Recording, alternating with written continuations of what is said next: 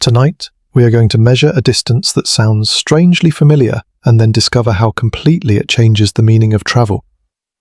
1 light year is not a stretch of time waiting on a calendar. It is a distance so large that even our fastest machines become slow beside it. Light crosses it in 1 year. A human spacecraft, using technology we can actually build today, would need many thousands of years. That difference is the heart of our question. Because before we can ask how long the journey takes, we first have to understand what the journey really is. By the end of tonight, you're going to understand why there is no single answer, what determines the travel time, and which technologies could reduce the crossing from geological ages to something closer to a human lifetime. Before we get started, you may like to subscribe and leave a quiet comment telling us where you are listening from. It helps this calm journey reach other curious minds. Now, let's begin. Imagine a narrow beam of light leaving Earth at this exact moment. It rises through the atmosphere in a fraction of a second. It passes the Moon after about 1¼ seconds. Around 8 minutes and 20 seconds later, it reaches the distance of the Sun. In a few hours, it has crossed the region of the inner planets.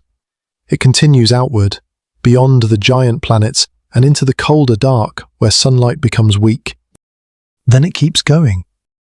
A day passes, a week, a month. After an entire year of uninterrupted motion, that light has travelled 1 light year. The number is about 9.46 trillion kilometres, or roughly 5.88 trillion miles. It is difficult to feel the meaning of either figure. Trillions are useful for calculation, but the human mind did not evolve to picture them. We understand rooms, roads, horizons, and perhaps the distance between cities. A light year belongs to another scale. The name can also mislead us. It contains the word year, so it sounds like a unit of time. But it works like the phrase, a day's walk. A day's walk is not a duration when used as a distance. It describes how far a person might travel during that time. A light year describes how far light travels during 1 year in a vacuum. The important part is the speed. Light moves at almost 300,000 kilometers every second. In 1 second, it could circle Earth more than 7 times if it followed the surface. It does not pause to refuel or accelerate slowly from a launch pad. In empty space, it moves at the universal speed limit. 1 light year is therefore the distance produced when the fastest thing allowed by nature continues moving for an entire year. That is why the title question has no honest answer until we choose a speed. Distance alone cannot tell us the duration of a journey. A bicycle, an aircraft, a spacecraft, and a beam of light could all cross the same route, but their travel times would be radically different. The basic relationship is simple. Travel time equals distance divided by speed. The difficulty is hidden inside the speed. Suppose we try to build an intuitive model. Imagine every kilometre between Earth and the Moon compressed into a single millimetre. On this scale, the Moon would be less than 400 metres away. The Sun would be about 150 kilometres away. 1 light year, however, would extend for around 9.46 million kilometres on the model.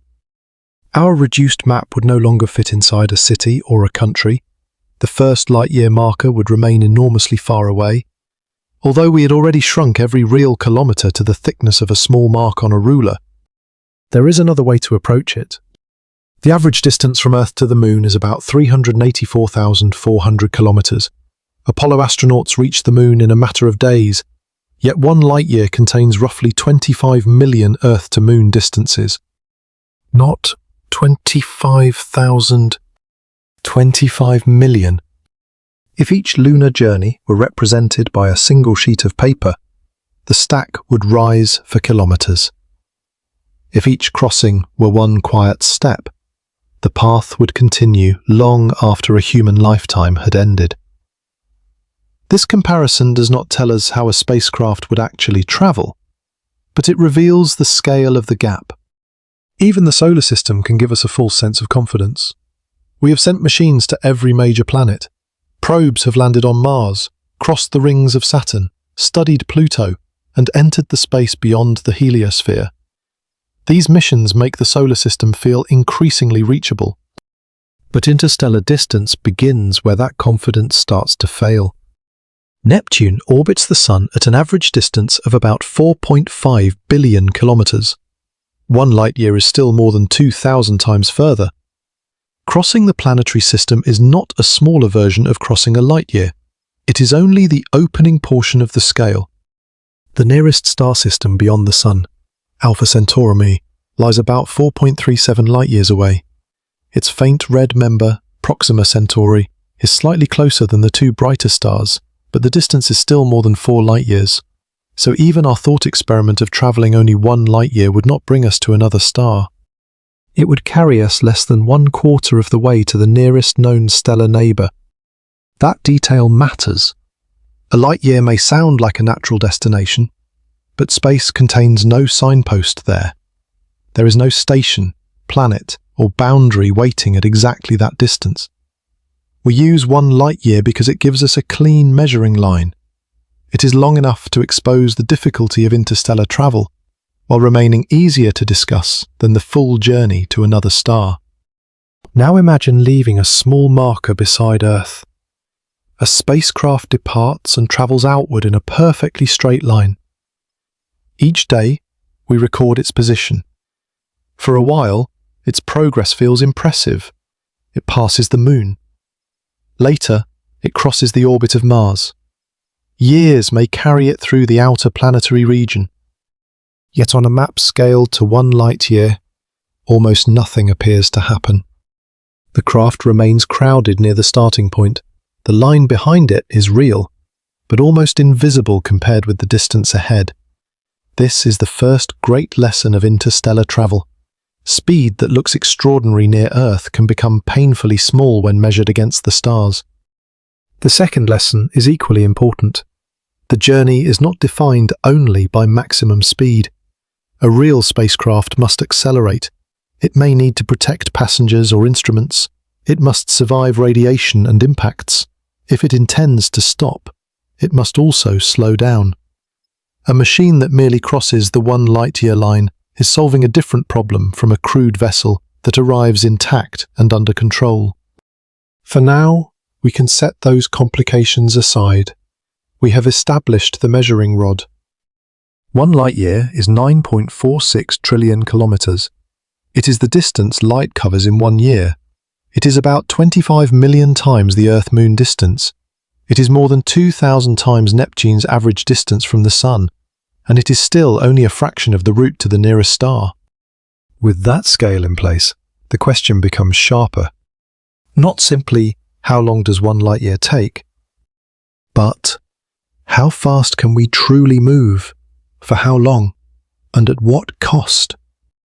The next step begins with the simplest equation in the journey. We will place different speeds beneath the same enormous distance and watch the calendar expand. From 1 year for light to timescales that can outlast civilizations. The distance is fixed, the clock is not. Once we know that 1 light-year equals about 9.46 trillion kilometers, the calculation appears almost effortless. Time equals distance divided by speed. If a spacecraft travels at 1 kilometer per second, we divide 9.46 trillion kilometers by 1 kilometer per second. The result is 9.46 trillion seconds. Converted into years, that becomes almost 300,000 years. Increase the speed to 10 kilometers per second, and the journey falls to roughly 30,000 years. At 100 kilometers per second, it becomes about 3,000 years. At 1,000 kilometers per second, it becomes nearly 300 years. The pattern is beautifully simple. Multiply the speed by 10, and the travel time falls by 10. Double the speed, and the journey takes half as long. At least, that is true while we treat the spacecraft as an object already moving at a constant speed through empty space. This gives us our first useful comparison framework. We can imagine 1 light-year as a road whose length never changes. Every propulsion system places a different speed beneath that same distance. The question is not whether the road becomes shorter, it is how quickly the traveller can move along it. Picture a long horizontal line across a dark screen. Earth sits at the far left. The 1 light-year marker stands at the far right. Above the line, a small clock begins counting. A slow craft barely separates from Earth. A faster one produces a visible trail. A beam of light crosses the entire screen in 1 year. The image is simple, but it exposes the scale more clearly than a list of engines or spacecraft names. Every travel estimate comes from the same relationship. Only the speed changes. There is, however, a more convenient way to compare interstellar speeds. Instead of expressing everything in kilometers per second, we can measure velocity as a fraction of the speed of light. Scientists usually represent the speed of light with the letter c. Traveling at 1% of light speed means moving at about 3,000 kilometers per second. At that constant speed, 1 light year would take approximately 100 years. At 2% of light speed, it would take 50 years. At 5%, 20 years. At 10%, 10 years. At 20%, 5 years. At 50% of light speed, the simple calculation gives 2 years. At 90%, the crossing takes a little more than 1 year, as measured from Earth. This framework is extremely useful because it allows us to see the destination hidden inside the speed. If we want to cross 1 light year within a century, we need to approach 1% of light speed. If we want to complete it within a decade, we need about 10%. If we want an Earth observer to see the journey completed in 2 years, the craft must average roughly half the speed of light. The word average matters. A spacecraft cannot normally begin its journey at full speed. It must accelerate from rest. If it is expected to arrive somewhere, rather than fly past, it must eventually decelerate. Time spent gaining and losing velocity increases the total duration. Suppose a theoretical spacecraft could cruise at 10% of light speed. The neat answer would be 10 years. But if it required several years to reach that velocity and several more to slow down, the complete mission would take longer. The craft might spend only part of the journey at its advertised maximum speed. This is why headlines about spacecraft velocity can be misleading. Maximum speed is not always average journey speed. A probe may reach an extraordinary velocity briefly, perhaps while falling close to the Sun, yet travel much more slowly during the rest of its mission. Another design might accelerate gently for years, becoming far faster only after crossing a large portion of the route. For our comparisons, we therefore need to separate 3 related ideas. The first is peak speed, the fastest moment achieved during the journey. The second is cruise speed, the velocity maintained through the long central portion. The third is average speed, the total distance divided by the entire mission time, including acceleration, deceleration, and any delays. Average speed is the number that finally answers the title question. There is another distinction we must preserve. Crossing the 1 light-year line is not the same as completing a useful interstellar voyage. A tiny probe could race past the marker without slowing. A crewed vessel might need a safe acceleration profile, shielding, life support, repairs, and a controlled arrival. A mission intending to study a destination could require large instruments and communication systems. Each additional function adds mass, and mass usually makes acceleration more difficult. So when we say a certain technology could cross 1 light year in 20 years, we must quietly ask what is crossing it. A microscopic sail? An instrument package? A robotic probe? A vessel carrying hundreds of people? The equation remains the same, but the achievable speed may change enormously. For now, we can build a clean ladder. At familiar mechanical speeds, the journey takes longer than recorded human history. At the speeds of current spacecraft, it still occupies many thousands of years. At hundreds or thousands of kilometers per second, it begins to enter the range of centuries. At 1% of light speed, it becomes a 100-year journey. At 10%, It approaches the scale of a major human expedition. Only near light speed does the Earth-measured crossing approach a single year. But nature does not allow us simply to choose any velocity we want. Objects with mass cannot be accelerated to the speed of light. The faster they move, the more energy is required to increase their speed further. At ordinary velocities, this effect is too small to notice.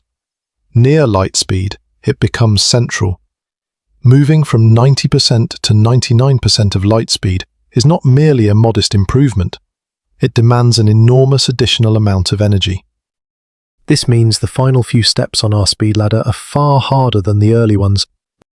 Going from 10 to 20 kilometers per second may be an engineering challenge. Going from 10% to 20% of light speed is a civilization-scale energy problem. Approaching 100% is not a matter of building a stronger engine. For a massive spacecraft, reaching light speed would require unlimited energy. The one-year crossing, therefore, belongs to light itself, not to an ordinary vehicle. Even so, the equation gives us something powerful. It turns an overwhelming distance into a set of understandable thresholds.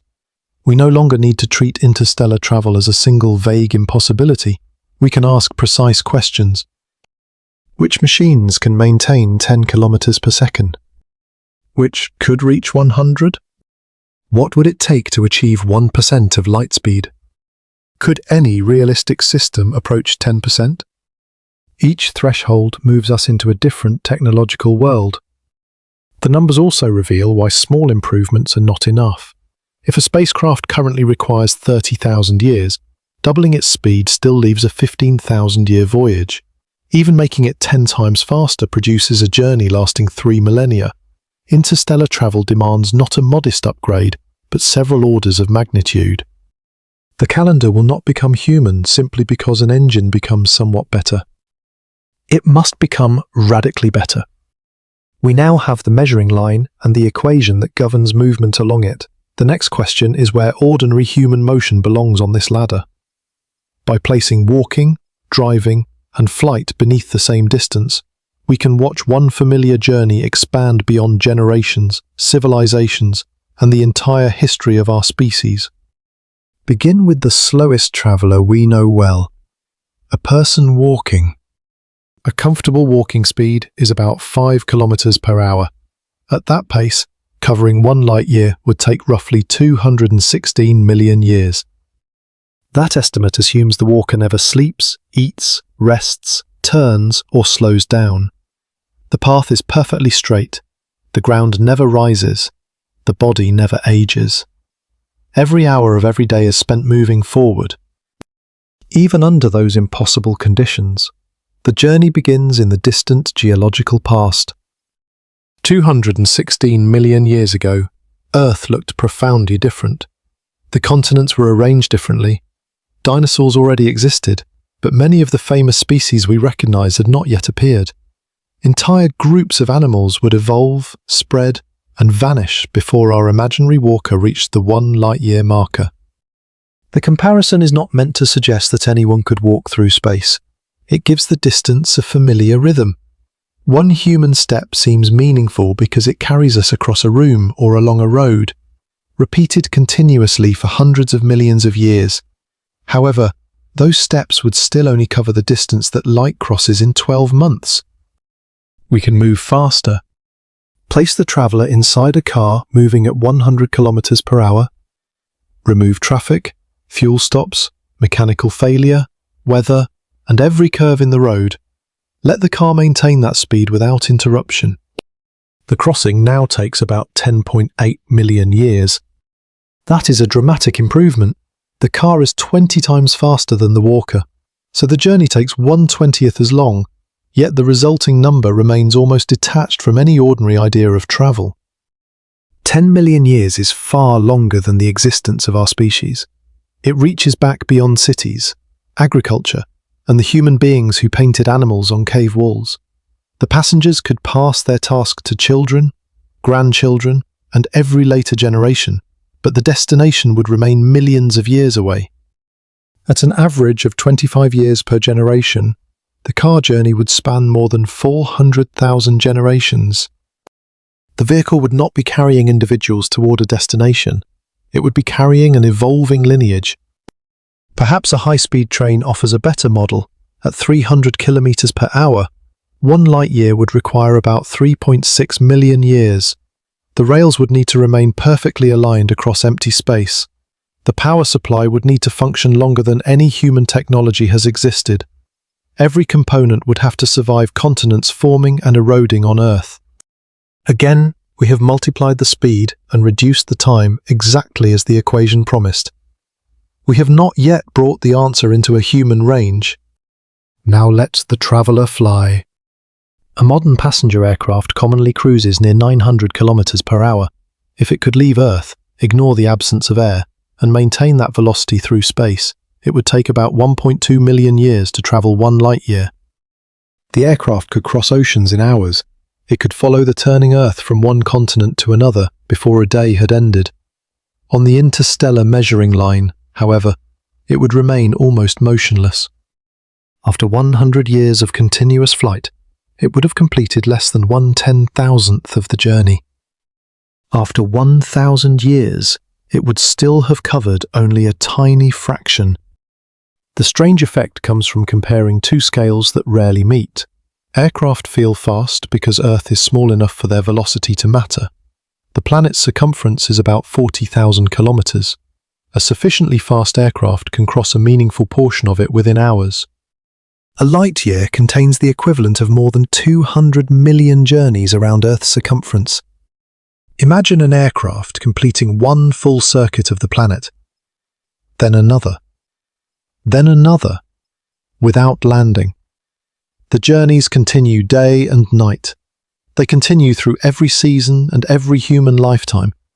After 200 million circuits, the accumulated distance would finally approach 1 light year. The route through space would be straight rather than circular, but the repeated loops help translate the number into something visible. Familiar speed has not failed. It is simply being asked to operate across an unfamiliar distance. We can climb higher on the scale. Concorde, the retired supersonic passenger aircraft, could cruise at more than twice the speed of sound, around 2,100 kilometers per hour. At that speed, a constant 1 light-year crossing would take roughly 500,000 years. The fastest crewed air-breathing aircraft flew faster still. The SR-71 Blackbird could exceed 3,500 kilometers per hour. Held continuously, that velocity would reduce the journey to a little over 300,000 years. From the perspective of someone watching an aircraft flash through the sky, these are astonishing speeds. From the perspective of interstellar distance, they remain part of the slow end of the ladder. The problem is not merely that the numbers are large, it is that every machine in this comparison depends on an environment that does not exist between stars. A walker needs a surface and oxygen. A car needs a road, tires, and fuel.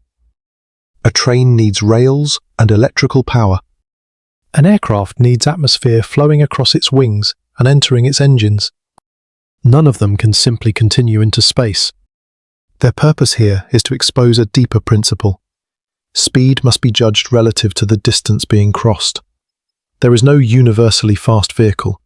There are only vehicles whose speeds are useful on particular scales. Walking is useful inside a neighborhood. Driving is useful across a region. Flight is useful across a planet. Interstellar space demands an entirely different category of motion. Consider the view from the moving vehicle. At first, Earth seems to fall away. The moon is eventually passed. The planets become distant points. To the traveller, the journey may feel active and continuous, but the stars ahead would barely change position. At aircraft speed, centuries would pass without producing a noticeable transformation in the surrounding constellations. Human history could rise and fall while the destination remained visually fixed. The vehicle would be moving, yet the universe would offer almost no immediate evidence of progress. This is why interstellar travel cannot be understood only through the drama of departure. Leaving Earth is difficult, but departure is not the main distance. Even crossing the planetary region is only a small beginning. The great emptiness comes afterwards. These familiar examples also reveal the size of the improvement we require. A passenger aircraft would need around 1.2 million years. To reduce that to 1,200 years, we would need to travel 1,000 times faster. To reduce it to 120 years, we would need another factor of 10. A small engineering gain cannot bridge this difference. Better wings will not do it. A more efficient car engine will not do it. Even travelling several times faster than sound leaves us within the realm of hundreds of thousands of years. The target is not merely faster than ordinary transport. It is thousands of times faster. That is where spacecraft enter the comparison. They do not need roads or atmospheric lift. Once beyond Earth, they can continue through vacuum without fighting air resistance. Some have travelled faster than bullets, faster than sound, and faster than any crewed aircraft. The question is whether those remarkable velocities finally make 1 light-year manageable. When we place today's real spacecraft on the same measuring line, the answer improves sharply, but the calendar still stretches across many thousands of years.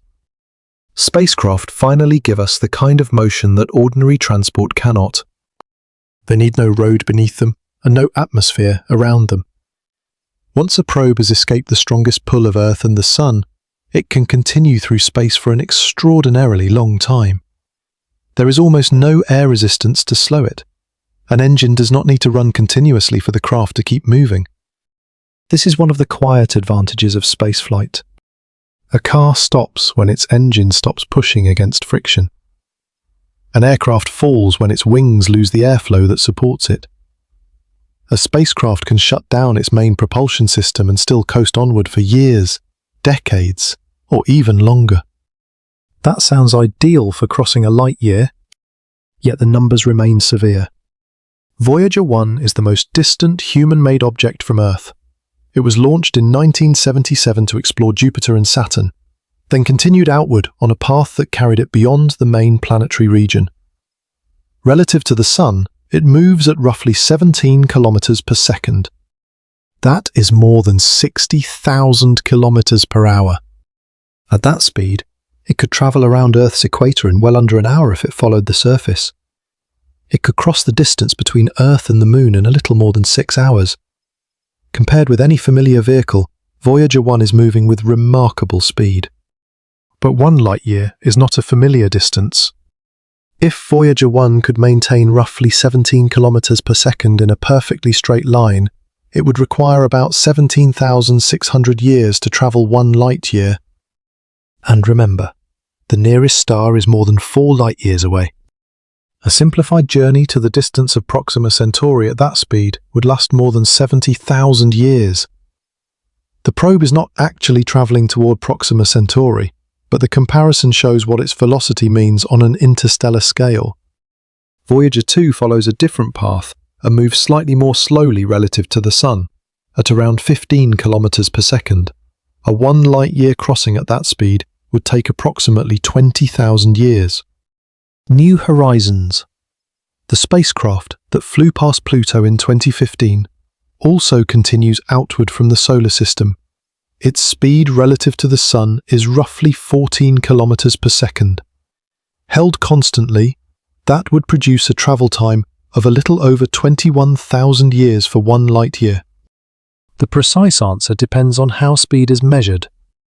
A spacecraft may be moving relative to Earth, relative to the Sun, or relative to the wider group of nearby stars. Earth itself moves around the Sun.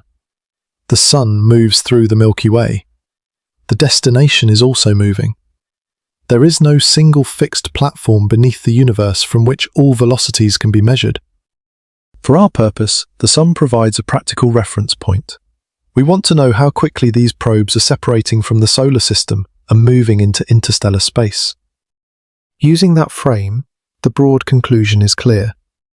Our real outbound spacecraft would need roughly 20,000 years to cover 1 light-year. This is no longer the million-year journey of an aircraft. Space technology has removed 2 zeros from the calendar, yet it has not made the crossing remotely comfortable for human travelers.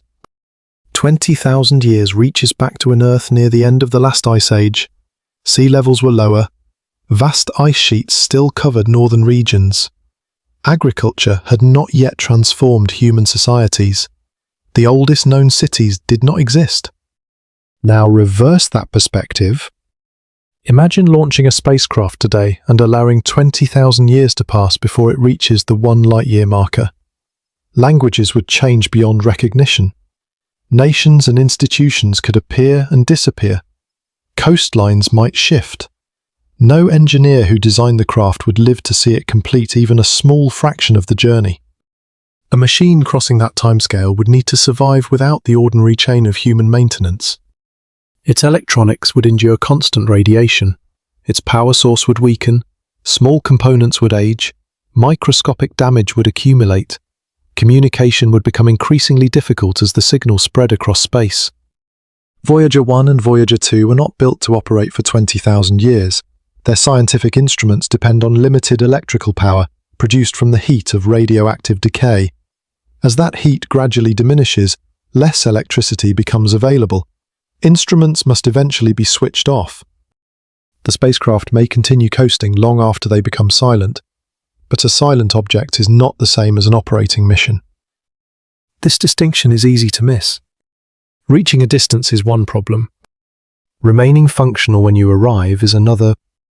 A simple metal object might drift across space for thousands of years.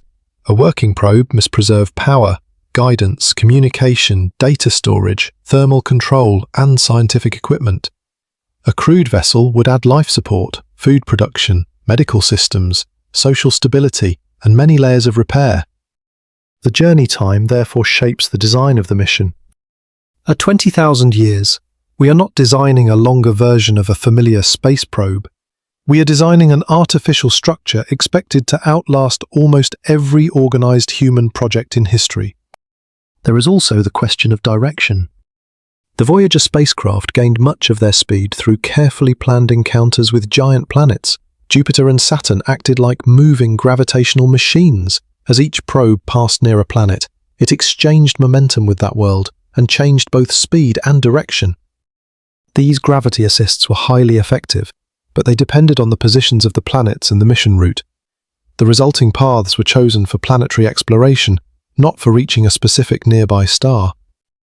A craft aimed toward an exact interstellar destination would need a different launch window and trajectory. It might not have access to the same sequence of planetary encounters. It would also need to account for the destination's future position, because stars continue moving during the journey. When the travel time lasts tens of thousands of years, even a nearby star does not remain where it appears to be today. You must aim not at the point of light you see, but at the region where the star will eventually be. This introduces an unusual kind of navigation. The spacecraft is traveling through a moving stellar neighborhood, while its own technology belongs to a civilization that may become unrecognizable before arrival. Still, the Voyager comparison teaches us something encouraging. Interstellar motion is not imaginary. We already have objects moving through the space between stars. They have crossed the heliopause, the broad boundary where the solar wind gives way to the surrounding interstellar environment. They are traveling outward and are not expected to return. They are simply far too slow for a practical 1 light-year voyage. To cross that distance in 1,000 years, a spacecraft would need to average about 300 kilometers per second. To cross it in 100 years, it would need roughly 3,000 kilometers per second. Voyager 1 manages about 17. A century-scale journey therefore requires a speed close to 180 times greater than Voyager's current outward velocity. A 1,000-year journey still requires almost 18 times its speed. The gap is enormous, but it is now measurable. We have moved beyond walking, roads, and atmospheric flight. We have reached machines that truly can coast into interstellar space. Their journeys show that the barrier is not continued movement. The barrier is obtaining enough speed before the long coast begins. And here the comparison becomes more complicated. Voyager is among the fastest objects escaping permanently from the Sun, but it is not the fastest human-made object ever measured. Other spacecraft have reached velocities many times greater, under very particular conditions. The next question is whether those record-breaking numbers represent a genuine route to the stars, or whether they are speeds that only look interstellar until we examine how they were achieved. The record belongs to a spacecraft that appears, at first, to transform the calculation. NASA's Parker Solar Probe has travelled faster than any other human-made object. During its closest approach to the Sun on December 24, 2024, it passed only about 6.1 million kilometers above the solar surface and reached approximately 430,000 miles per hour, or about 692,000 kilometers per hour. That is close to 192 kilometers every second. At that speed, the Moon would be less than 34 minutes away. The Sun would be roughly 9 days away. If Parker could leave the solar system in a straight line and maintain its record velocity, it would cross 1 light-year in about 1,560 years. That is dramatically better than Voyager 1's estimated 17,600 years. It removes more than 16,000 years from the calendar, yet it still does not produce a journey that one person could begin and finish.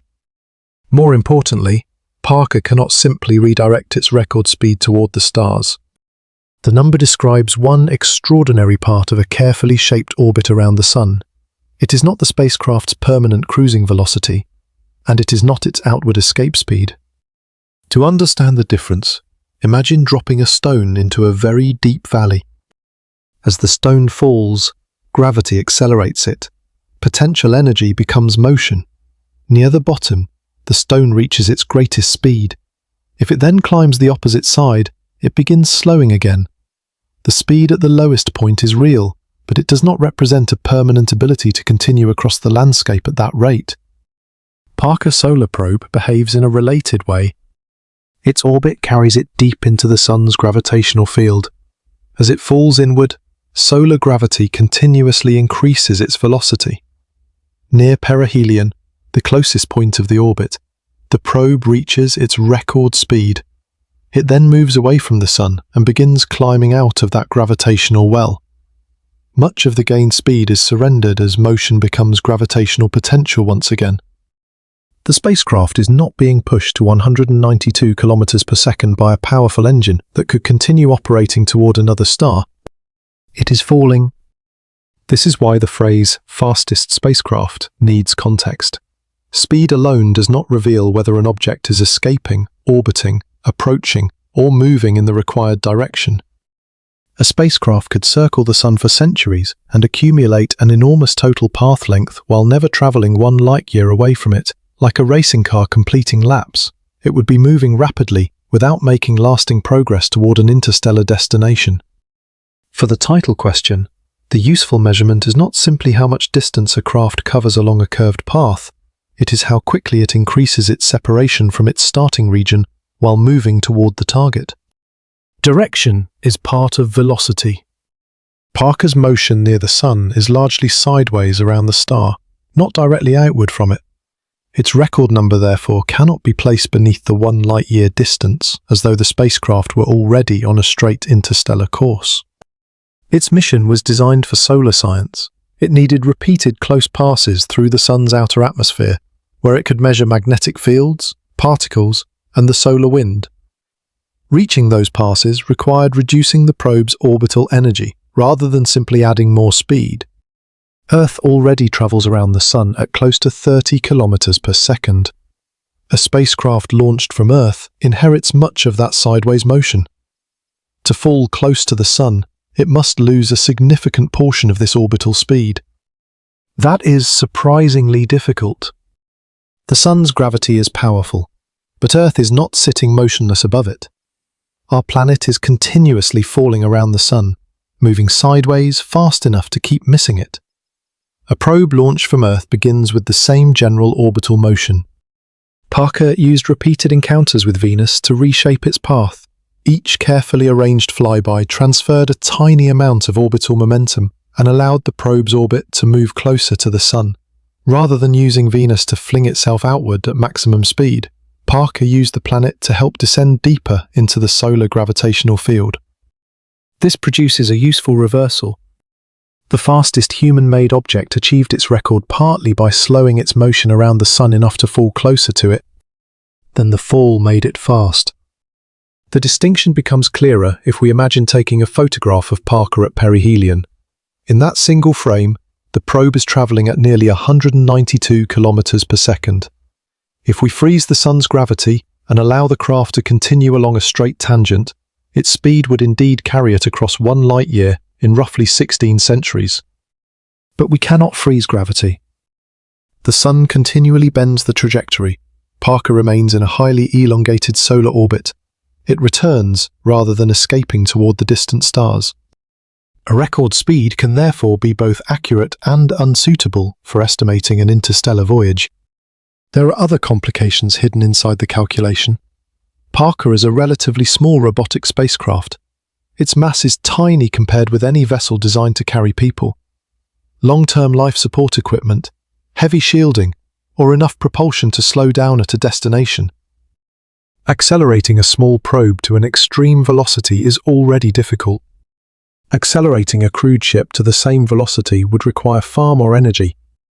Even if we somehow gave a large spacecraft Parker's perihelion speed and aimed it outward, a 1,560-year crossing would demand systems capable of functioning for more than a millennium. That would still be only 1 light-year. Reaching Proxima Centauri at the same constant speed would take roughly 6,800 years before accounting for acceleration or braking. So Parker does not give us a practical route to a nearby star. It gives us a valuable lesson about how spacecraft records are created. Some velocities come from engines. Some come from gravity assists. Some come from falling deeply toward a massive object. Some exist only briefly. Some are measured relative to Earth, while others are measured relative to the Sun. Without those details, 2 speed records may appear comparable, even though they describe entirely different journeys. This also changes how we should read future claims. A proposed spacecraft may be described as reaching hundreds of kilometers per second. Before translating that number into a 1 light-year travel time, we must ask several questions. How long can it maintain that speed? Is it moving outward? Can it carry a useful payload? Can it survive the route? Can it slow down? And does the quoted speed describe a brief peak, or the mission's true average? Parker's solar probe shows that humanity can create an object moving at a significant fraction of 1,000 kilometers per second. Its record is genuine. Its engineering is extraordinary, but its motion belongs to a solar orbit shaped by gravity, not to an interstellar cruise. The stars demand something different. A true interstellar craft must first escape the region that provides these dramatic bursts of speed. It must convert launch energy, propulsion, and planetary encounters into lasting outward motion. Then, after the planets fall behind and the sun begins shrinking into an unusually bright star, it must preserve enough velocity to continue across the much greater emptiness beyond. That means our next calculation cannot begin at the moment a spacecraft becomes briefly fastest. It must begin with the long, difficult act of leaving. Leaving Earth is only the first escape. A spacecraft rising from a launch pad must first climb through the planet's gravity, pass through the atmosphere, and gain enough sideways or outward velocity to avoid falling back. Once it succeeds, the mission may feel as though it has entered open space. But Earth is traveling inside a much larger gravitational system. The Sun holds the planets, asteroids, comets, and spacecraft in orbit. A vehicle that escapes Earth usually does not escape the solar system. It simply exchanges one orbit for another, moving around the Sun on a path shaped by the speed and direction it received near departure. This creates an important distinction. Reaching space is not the same as leaving Earth. Leaving Earth is not the same as leaving the Sun. And leaving the Sun's planetary region is not yet the same as beginning a clean 1 light-year cruise. To understand why, imagine standing inside a sequence of broad valleys. The smallest valley belongs to Earth. Beyond it lies the much deeper gravitational valley of the Sun. A spacecraft must climb out of the first while already moving inside the second. The launch vehicle provides most of the early effort. Chemical engines burn propellant and throw hot gas backwards at high speed. The equal reaction pushes the rocket forward. During the first minutes, enormous quantities of fuel are consumed simply to lift fuel that will be burned moments later. The spacecraft eventually reaches orbit, but orbit is not freedom from gravity. It is continuous falling. A vehicle in low Earth orbit moves sideways fast enough that Earth's curved surface falls away beneath it at the same rate the craft falls towards the planet. To depart, the spacecraft must alter this balance. It must add velocity in the correct direction and stretch its orbit until the path no longer closes around Earth. Even then, the Sun remains. Earth moves around the Sun at almost 30 kilometers per second. A spacecraft launched from Earth already shares much of this motion. Its solar trajectory depends on how its new velocity combines with the velocity it inherited from the planet. If it accelerates in the direction Earth is traveling, it gains solar orbital energy and moves onto a wider orbit. If it accelerates against Earth's motion, it loses orbital energy and falls closer to the Sun. If it departs at another angle, the resulting path may rise above or below the planetary plane. The direction of a burn can therefore matter almost as much as its size. A spacecraft does not simply point away from the Sun and press an accelerator. Mission planners must work with a moving Earth, a moving destination, limited propellant, and a gravitational landscape that changes throughout the journey. This is where gravity assists become useful. A planet is not a stationary object. It is carrying enormous momentum as it travels around the Sun. When a spacecraft passes close to that planet, the planet's gravity bends the craft's path. In the planet's own frame, the spacecraft usually enters and leaves with roughly similar speed. But in the Sun's frame, its direction and velocity can change. The spacecraft can take a tiny amount of the planet's orbital momentum. The planet loses an immeasurably small amount, while the lightweight probe receives a significant change in motion. Voyager 1 and Voyager 2 used encounters with the giant planets to reach outward velocities that their launch rockets could not have provided alone. New Horizons received a major boost from Jupiter on its way to Pluto. Other missions have used repeated planetary encounters to gain energy, lose energy, or rotate their trajectories. A gravity assist is not free energy appearing from nowhere. It is an exchange. The spacecraft borrows from the motion of a planet. The method is powerful, but it comes with limits. The planets must be in useful positions. The spacecraft must arrive at the right time and pass through a narrow region at the correct angle. A gravity assist may send the probe quickly outward, but not necessarily towards the star we wish to visit. The solar system is not a convenient collection of launch ramps pointing in every direction. A mission aimed at a particular interstellar target may need to accept a less favorable path. It could wait years for a useful planetary alignment or rely more heavily on its own propulsion. Each choice changes the departure speed, flight time, and payload. Fuel creates the deeper problem. A rocket accelerates by carrying propellant and expelling it to gain more speed. It needs more propellant, but additional propellant increases the spacecraft's mass. The engines must then accelerate not only the payload, but also the extra fuel intended for later use. Add fuel therefore creates a diminishing return. A larger tank does not produce a proportionally larger final speed. It may require a larger rocket, stronger structure, more engines, and still more fuel. This compounding burden is described by the rocket equation, which connects the change in velocity to the exhaust speed and the ratio between the vehicle's initial and final mass. The result is unforgiving. To achieve much greater velocity with the same engine technology, the required mass ratio rises exponentially. Most of the launch vehicle becomes propellant. Then most of what remains may be propellant for another stage. Staging helps because empty tanks and engines can be discarded. Once a stage has completed its burn, the spacecraft no longer needs to carry that dead mass. This is why launch vehicles are built as stacked machines that become smaller as they climb. But staging does not remove the fundamental limit. it only manages it. A spacecraft intended to accelerate for an interstellar journey would need to carry fuel not only for departure, but perhaps also for course corrections and braking. If the destination has no prepared infrastructure, the craft must bring its stopping system with it. That creates an uncomfortable symmetry. The faster we launch, the more difficult it becomes to stop. A probe designed only to cross the 1 light-year marker can simply continue past it. A mission intended to arrive beside another star must remove much of the velocity that made the journey possible. Carrying braking propellant from Earth increases the original mass. Accelerating that propellant requires more departure energy. The ship begins burdened by the fuel it will not use until the end. Some proposed missions avoid this by using a sail that interacts with the destination star's light or magnetic environment. Others imagine engines powered by nuclear reactions, external lasers, or fuel collected along the route.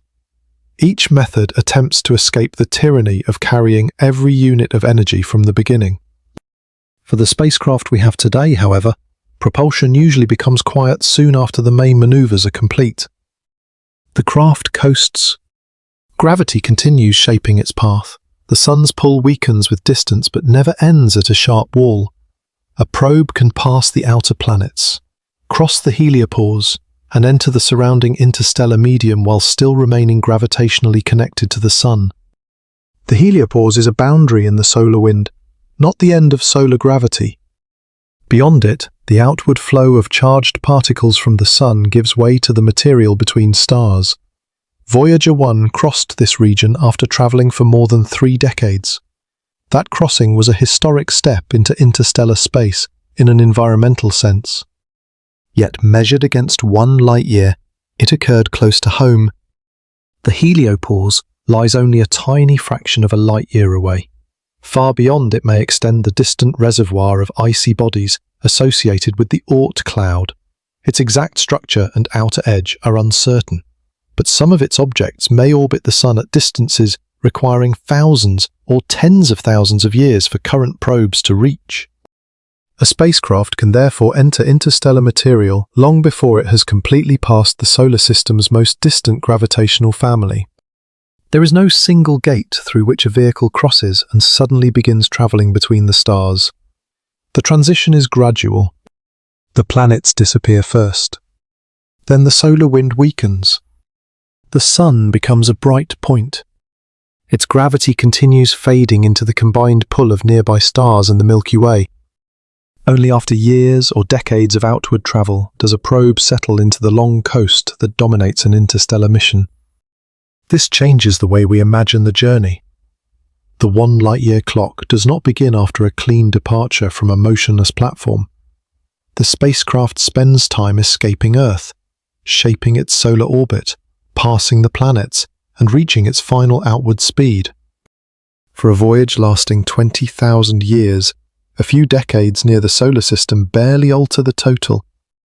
For a future craft expected to cross 1 light-year in several decades, those same departure years become important. Acceleration can no longer be treated as a minor opening scene. It becomes a large part of the journey itself. We now know what a successful departure demands: high velocity, useful direction, manageable mass, and enough control to survive the long coast. The next question is whether a much larger chemical rocket could provide it. If we simply add engines, stages, and fuel, can we force the calendar down from thousands of years to hundreds? The rocket equation already suggests the answer will not be gentle. A larger chemical rocket seems like the most direct answer. If one engine is not powerful enough, build 10. If the fuel runs out too soon, add larger tanks.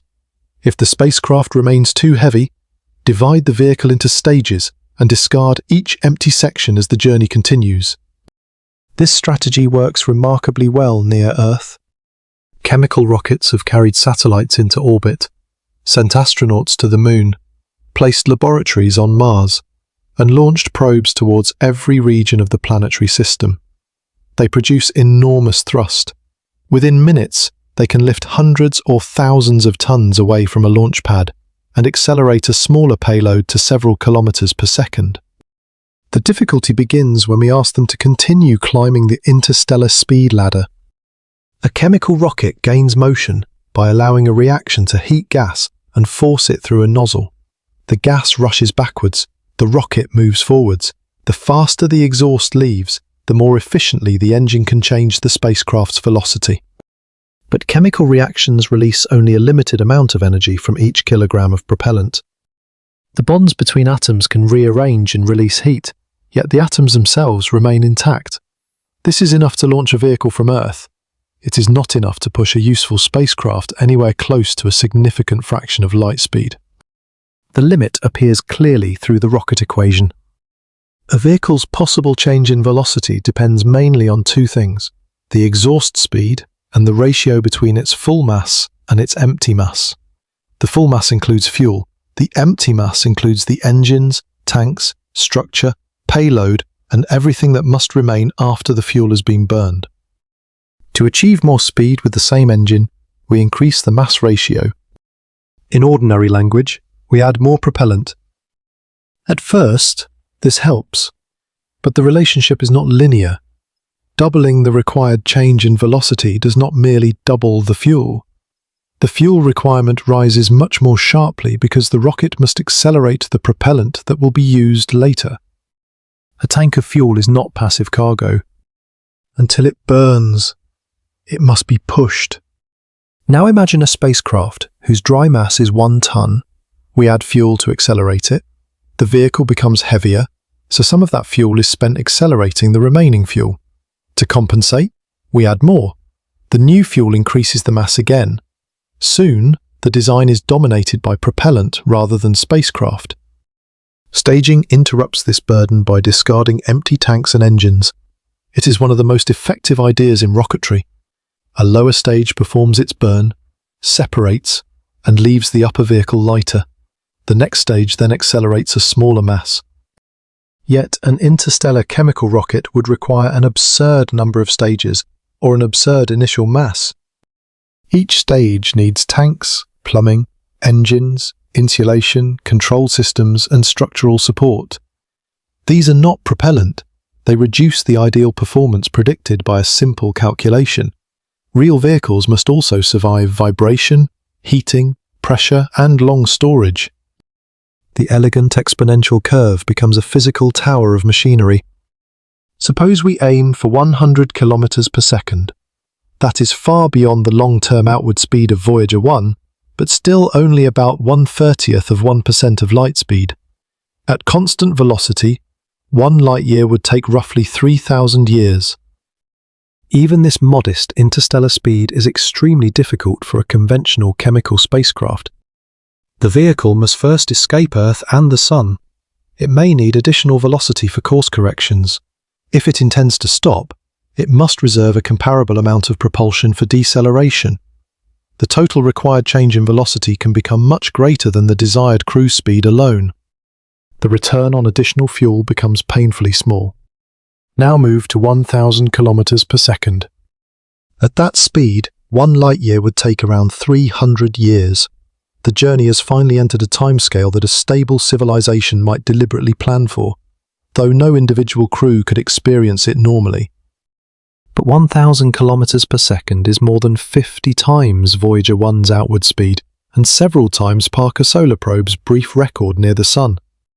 For a chemical rocket, the required mass ratio would not merely be inconvenient, it would be physically meaningless.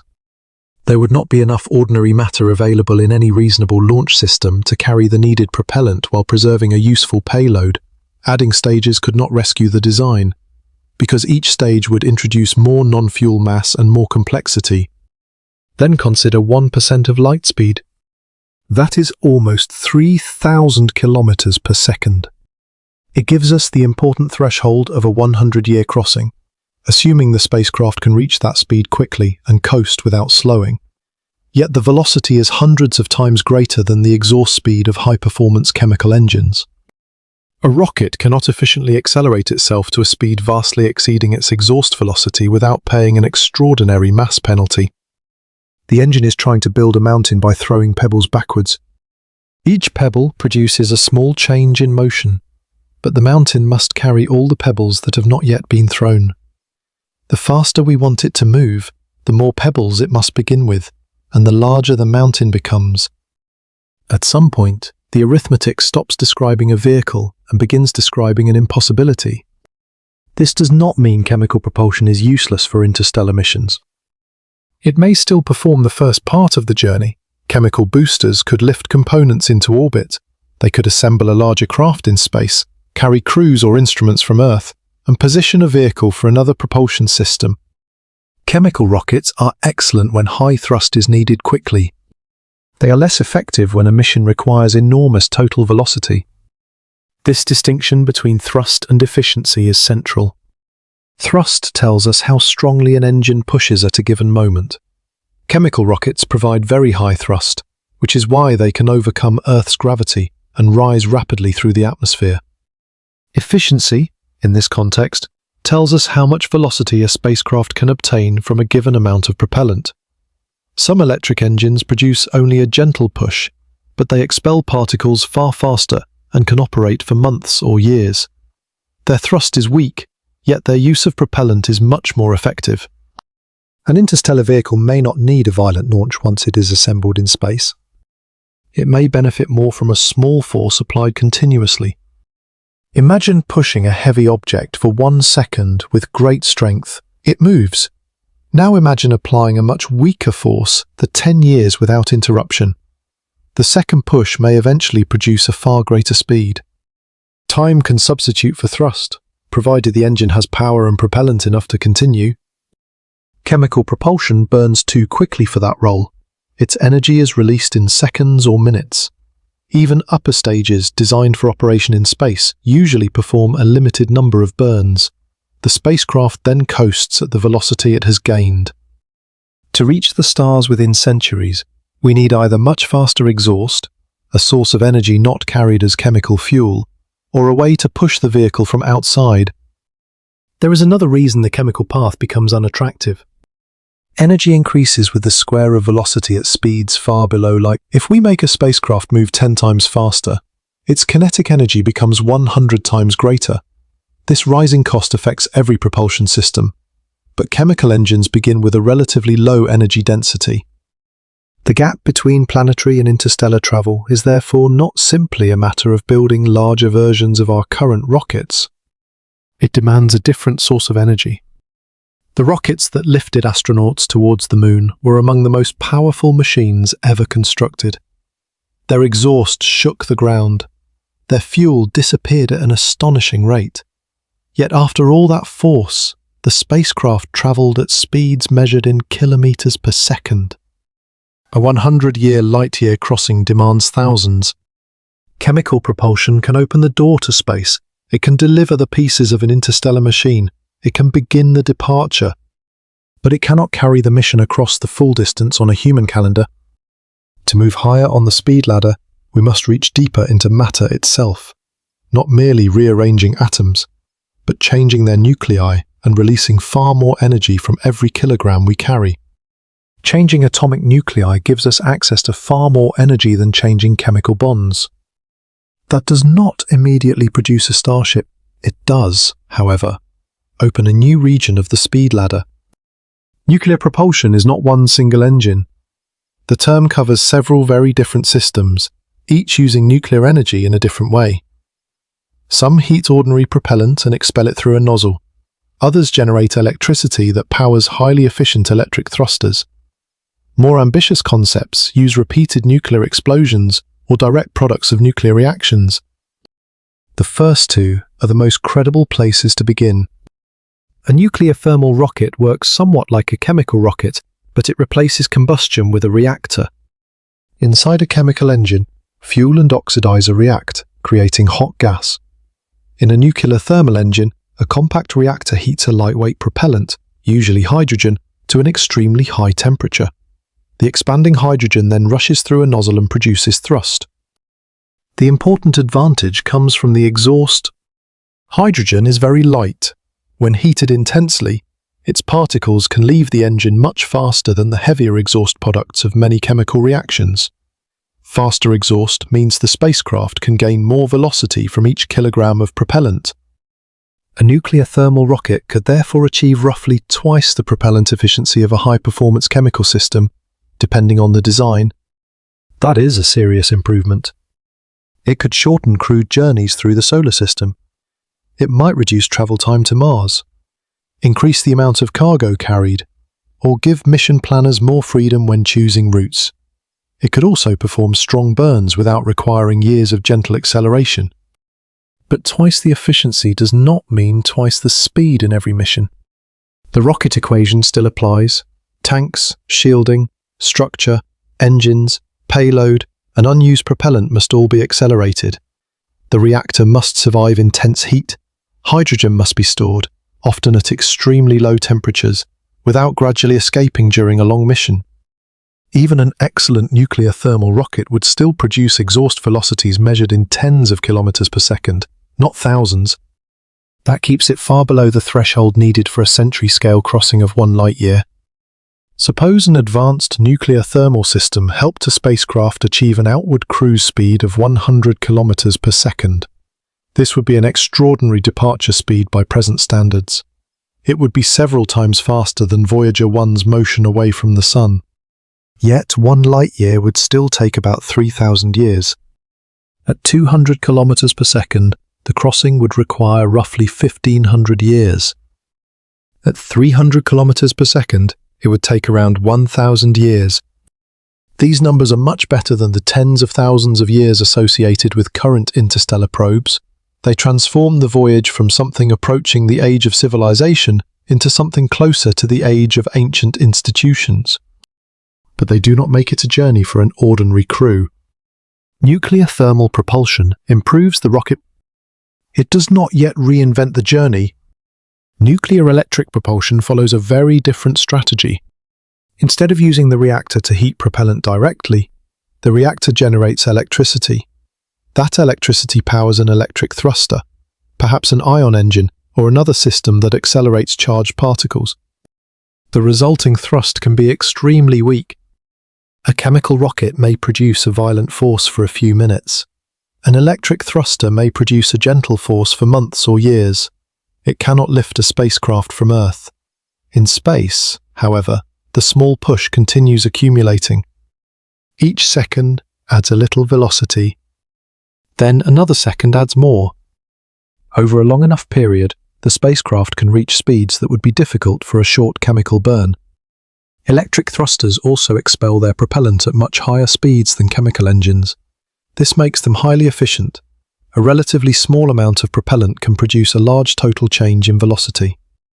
The trade is power. Accelerating particles requires electricity. Solar-powered electric propulsion works well in the inner solar system, where sunlight is strong. Farther from the Sun, large solar arrays receive less energy. A nuclear reactor could provide reliable power without depending on distance from the Sun. This creates an attractive interstellar precursor. A reactor operates continuously. Electric thrusters push for years. The spacecraft slowly builds speed as it moves outward. There is no dramatic moment when it suddenly becomes fast. The velocity grows almost invisibly. At first, the craft might move more slowly than a probe launched on a powerful chemical trajectory. Later, after years of acceleration, it could overtake it. The challenge is that high exhaust efficiency does not automatically produce high acceleration. A useful interstellar vehicle would need a reactor with an excellent ratio of power to mass. The reactor, radiator, conversion equipment, shielding, and thrusters must all be carried by the spacecraft. A powerful reactor creates waste heat. That heat must be removed, usually through large radiators. In space, there is no surrounding air to carry it away. The craft can mainly lose heat by radiating energy into the darkness. Radiators add area and mass. They must survive vibration, radiation, and possible impacts. As the reactor becomes more powerful, thermal control becomes a central part of the vehicle, rather than a minor support system. A nuclear electric craft therefore faces a quiet contest. More reactor power gives more thrust. More power also requires more machinery and cooling. More machinery increases mass. More mass reduces acceleration. The design must find a point where the reactor is powerful enough to matter without becoming so heavy that it spends most of its energy pushing itself. If such a spacecraft eventually reached 500 kilometers per second, 1 light year would take about 600 years at constant cruise speed. At 1,000 kilometers per second, the crossing would take nearly 300 years. These are remarkable velocities. They belong well beyond current operational spacecraft. Yet even 1,000 kilometers per second is only about 1/3 of 1% of light speed. The century threshold remains close to 3,000 kilometers per second. Nuclear fission can move us towards that region, but conventional reactor-powered rockets struggle to reach it with a useful payload. There are more aggressive fission concepts. One proposal would release a sequence of nuclear explosive devices behind a heavily protected spacecraft. Each explosion would strike a large plate or interact with a field, producing a powerful pulse. Shock absorbers would turn the repeated impacts into controlled acceleration. Rather than allowing a reactor to release energy gradually, the vehicle would use nuclear events as enormous individual thrust pulses. On paper, such systems can accelerate very large payloads more effectively than ordinary rockets. Some studies have imagined speeds of several percent of light speed for highly advanced versions, although the engineering, legal, environmental and political barriers would be immense. Launching nuclear explosive devices from Earth would create obvious risks. The spacecraft would need to survive repeated blasts. Every pulse would need to occur with extraordinary precision. A failure could damage the vehicle far from any possibility of rescue. More advanced fission fragment concepts attempt to direct fast particles produced inside a reactor, using their motion more directly rather than first converting most of the energy into heat. These ideas could potentially achieve much faster exhaust, but they remain far from mature interstellar transport. This gives nuclear propulsion an unusual place in our answer. It is not fantasy. Nuclear thermal and nuclear electric systems follow established physical principles. Reactors have already operated in space for power, and electric propulsion has already moved real spacecraft. Nuclear propulsion could make travel through the solar system faster and more flexible. It could produce probes that leave the Sun far more rapidly than Voyager. With enough development, it might reduce a 1 light-year crossing from tens of thousands of years to thousands, perhaps even centuries in more ambitious designs. That is a profound improvement. It is still not enough for the journey most people imagine when they hear the word interstellar. A 300-year probe mission might be launched by one civilization and received by another. A 1,000-year craft would require systems able to preserve function across a span longer than many nations have existed. To reach 1 light-year within a human lifetime, we need to release still more energy from every kilogram of fuel. Fission divides heavy atomic nuclei. The next possibility attempts to join light ones, the same broad process that powers the stars themselves. Fusion offers a more powerful bargain than fission. Instead of splitting heavy atomic nuclei, it joins light ones. Under extreme temperature and pressure, nuclei that normally repel each other can come close enough to combine. A small portion of their mass becomes energy. This is the broad process that powers the Sun. Inside the solar core, gravity compresses matter so intensely that hydrogen nuclei fuse through a chain of reactions. The released energy slowly works its way outward, eventually leaving the surface as heat and light. A spacecraft cannot carry a star. It would need to create controlled fusion in a much smaller machine, direct part of the released energy backwards, and survive the process for years. If that could be achieved, the change to our 1 light-year calculation would be dramatic. Some fusion propulsion studies have considered cruise speeds of several percent of light speed. At 1%, the crossing takes about 100 years. At 5%, it falls to 20 years. At 10%, it takes roughly 10 years, before acceleration and braking are included. For the first time, the journey begins to fit inside an individual human life. This does not mean that a fusion starship is ready to build. It means known physics allows a route into a speed range that chemical and conventional nuclear rockets cannot easily reach. The central difficulty is producing useful fusion on demand. Fusion nuclei carry positive electric charge.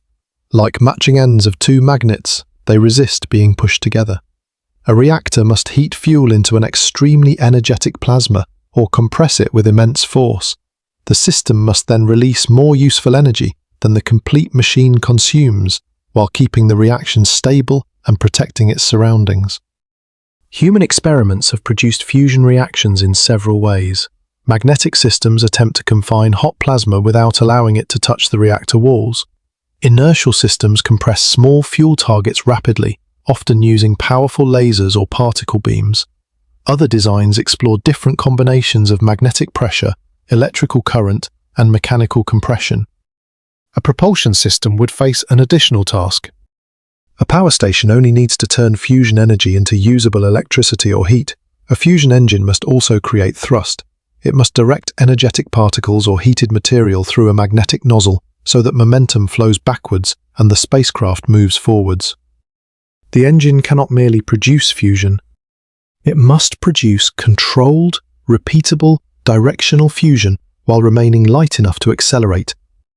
One influential interstellar study, Project Daedalus, was developed by the British Interplanetary Society during the 1970s. Its designers asked whether an uncrewed probe could reach a nearby star using technologies that did not violate known physics. The proposed vehicle was enormous. It would have used tiny frozen fuel pellets containing forms of hydrogen and helium. Each pellet would be injected into a reaction chamber and struck by high-energy beams. The resulting fusion pulse would create a burst of plasma. Magnetic fields would direct that plasma backwards, pushing the spacecraft forwards. The process would repeat rapidly. One pellet, one pulse, then another. Rather than burning continuously like a conventional rocket, the craft would climb through a long sequence of controlled miniature explosions. Daedalus was designed in two stages. The first would provide most of the acceleration and then be discarded. The second would continue pushing the probe towards its cruise velocity. The design aimed for roughly 12% of light speed at its fastest, with a lower average speed across the complete mission. At 12% of light speed, a simple 1 light-year crossing would require a little over 8 years. A journey of approximately 6 light-years, the distance considered in the original study, could be completed in several decades because the craft would spend time accelerating and would not stop at its destination. This was not a small probe. The proposed vehicle would have required tens of thousands of tons of fusion fuel and large supporting structures. Much of its mass existed because fusion propulsion demands not only fuel, but also ignition equipment, magnetic systems, radiators, shielding, computers, and a payload able to survive the journey. Daedalus revealed both the promise and the burden of fusion. Its speed was fast enough to make interstellar exploration meaningful. Its scale was closer to an orbital industrial project than to a spacecraft launched by one rocket. The fuel created another difficulty. Some proposed fusion reactions use rare isotopes that are not easily available on Earth. A civilization might need to extract them from planetary atmospheres, manufacture alternatives, or accept reactions that produce more unwanted radiation. Not all fusion fuels behave in the same way. Some release much of their energy as charged particles, which magnetic fields can potentially direct into an exhaust stream. Others release a large fraction as neutrons. Neutrons carry no electric charge, so they cannot be guided easily by magnetic fields. They strike the spacecraft's structure, depositing heat and gradually damaging materials. That damage matters during a long acceleration period. The engine may need to produce millions or billions of fusion pulses. Each one exposes nearby systems to radiation, heat, vibration, and intense electromagnetic forces. Tiny imperfections could accumulate until a component fails. Maintenance would be difficult even for a robotic mission. For a crewed ship, the reactor and exhaust would need to remain far from living areas. Heavy shielding or a long structural separation could protect the passengers, but every additional kilogram would require more energy to accelerate. Fusion may provide extraordinary energy density, yet an interstellar mission can consume extraordinary amounts of energy. Consider a spacecraft moving at 10% of light speed. Even before relativity becomes the dominant correction, its kinetic energy is immense. Accelerating a modest probe would demand more energy than many nations use over long periods. Accelerating a large crewed vessel would move the project towards the energy budget of an entire advanced civilization. Then the ship must stop. If it carries a second fusion stage for deceleration, the departure engine must accelerate that stage and its fuel throughout the first half of the mission. The craft becomes much heavier than a flyby probe. A 1 light-year crossing at a peak speed of 10% of light speed would therefore take longer than 10 years if the vessel accelerates for part of the route and slows for the rest. The exact time depends on acceleration, engine performance, payload mass, and the chosen mission profile. A fast, uncrewed probe might accelerate for several years, coast briefly, and cross the marker in perhaps a few decades. A heavier vessel, designed to stop safely, could require much longer. This is why fusion does not give us one clean answer. It gives us a plausible range. An early fusion probe might travel at around 1% of light speed and require more than a century once acceleration is included. A more advanced design might reach several percent and cross 1 light-year in a few decades. An extraordinary lightweight system approaching 10% could reduce the journey towards 10 or 20 years. These estimates remain concepts, not schedules. We do not yet possess a complete fusion power system suitable for a spacecraft, much less an interstellar engine. We would need reliable reactors, lightweight radiators, durable magnetic nozzles, automated repair, large-scale fuel production, and extensive construction beyond Earth. Still, fusion changes the emotional shape of the calculation. With current probes, 1 light-year belongs to thousands of generations. With advanced fission, it may belong to centuries. With fusion, it might belong to 1 lifetime. The distance has not changed. The stars have not moved closer. We have simply reached an energy source powerful enough for the equation to produce a recognizably human number. Yet fusion is not the highest energy density permitted by known physics. There is another fuel in which ordinary matter meets its mirror counterpart, and almost the entire mass can be released as energy. Its promise is greater. So is the difficulty of creating even a very small amount. Antimatter is often described as the perfect fuel. In one narrow sense, that description is justified. Every ordinary particle has an antimatter counterpart with the same mass and opposite charge or related quantum properties. An electron has the positively charged positron, a proton has the negatively charged antiproton. When matter and antimatter meet, they annihilate. Their mass is converted into other forms of energy, usually high-energy particles and radiation. Unlike chemical reactions, which release only a tiny fraction of the energy stored in matter, or fusion, which converts a small portion of nuclear mass, matter-antimatter annihilation can transform nearly all the combined mass involved. This gives antimatter the highest fuel energy density allowed by known particle physics. It also creates almost every engineering problem at once. Begin with the promise. A spacecraft traveling at 10% of light speed would cross 1 light-year in about 10 years if it were already moving at that velocity. At 20%, the simple crossing falls to 5 years. At 50%, it becomes 2 years as measured from Earth, before acceleration and braking are included. An antimatter-powered engine could, in principle, reach further into this speed range than conventional chemical, fission, or perhaps even early fusion systems. Some concepts would use antimatter directly. Antiprotons could meet ordinary matter inside a reaction region. The annihilation products would be guided backwards, producing thrust. Because some of those products carry electric charge, magnetic fields might direct part of their motion into an exhaust stream. Other concepts would use antimatter only as an ignition source. A very small quantity could trigger fission or fusion reactions, replacing the large lasers, particle beams, or compression systems that another engine might require. In this arrangement, antimatter would not supply all the propulsion energy. It would act more like an extraordinarily concentrated spark. That approach may be more realistic than a ship powered entirely by annihilation. Even then, the word realistic remains relative. Human laboratories routinely produce antimatter particles during high-energy experiments. Positrons also appear naturally in certain radioactive processes and energetic events. Antiprotons can be created when particles collide with enough energy. So antimatter is not imaginary. We have made it, detected it, slowed it, and confined small quantities for scientific study. The problem is scale. The amounts produced are extremely small. We are not manufacturing tanks of antimatter fuel. We are creating individual particles or tiny collections of them, often for brief experiments. The total mass accumulated through human production is minute. Producing antimatter also consumes far more energy than the antimatter later releases.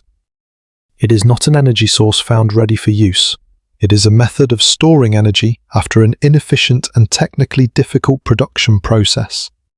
To create antiprotons, a facility accelerates ordinary particles to high speed and collides them with a target. The impact produces many secondary particles. A small fraction may be antiprotons. Those particles must then be selected, slowed, collected, and preserved. Most of the original energy does not become useful stored antimatter.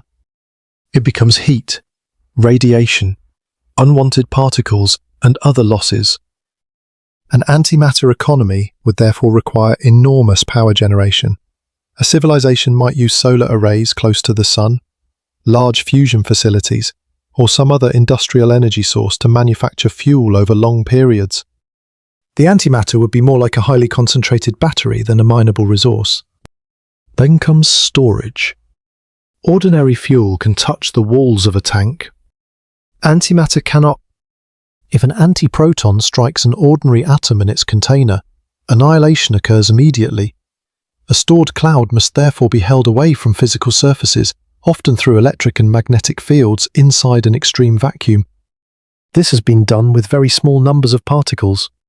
Scaling the method to useful propulsion quantities is another matter entirely.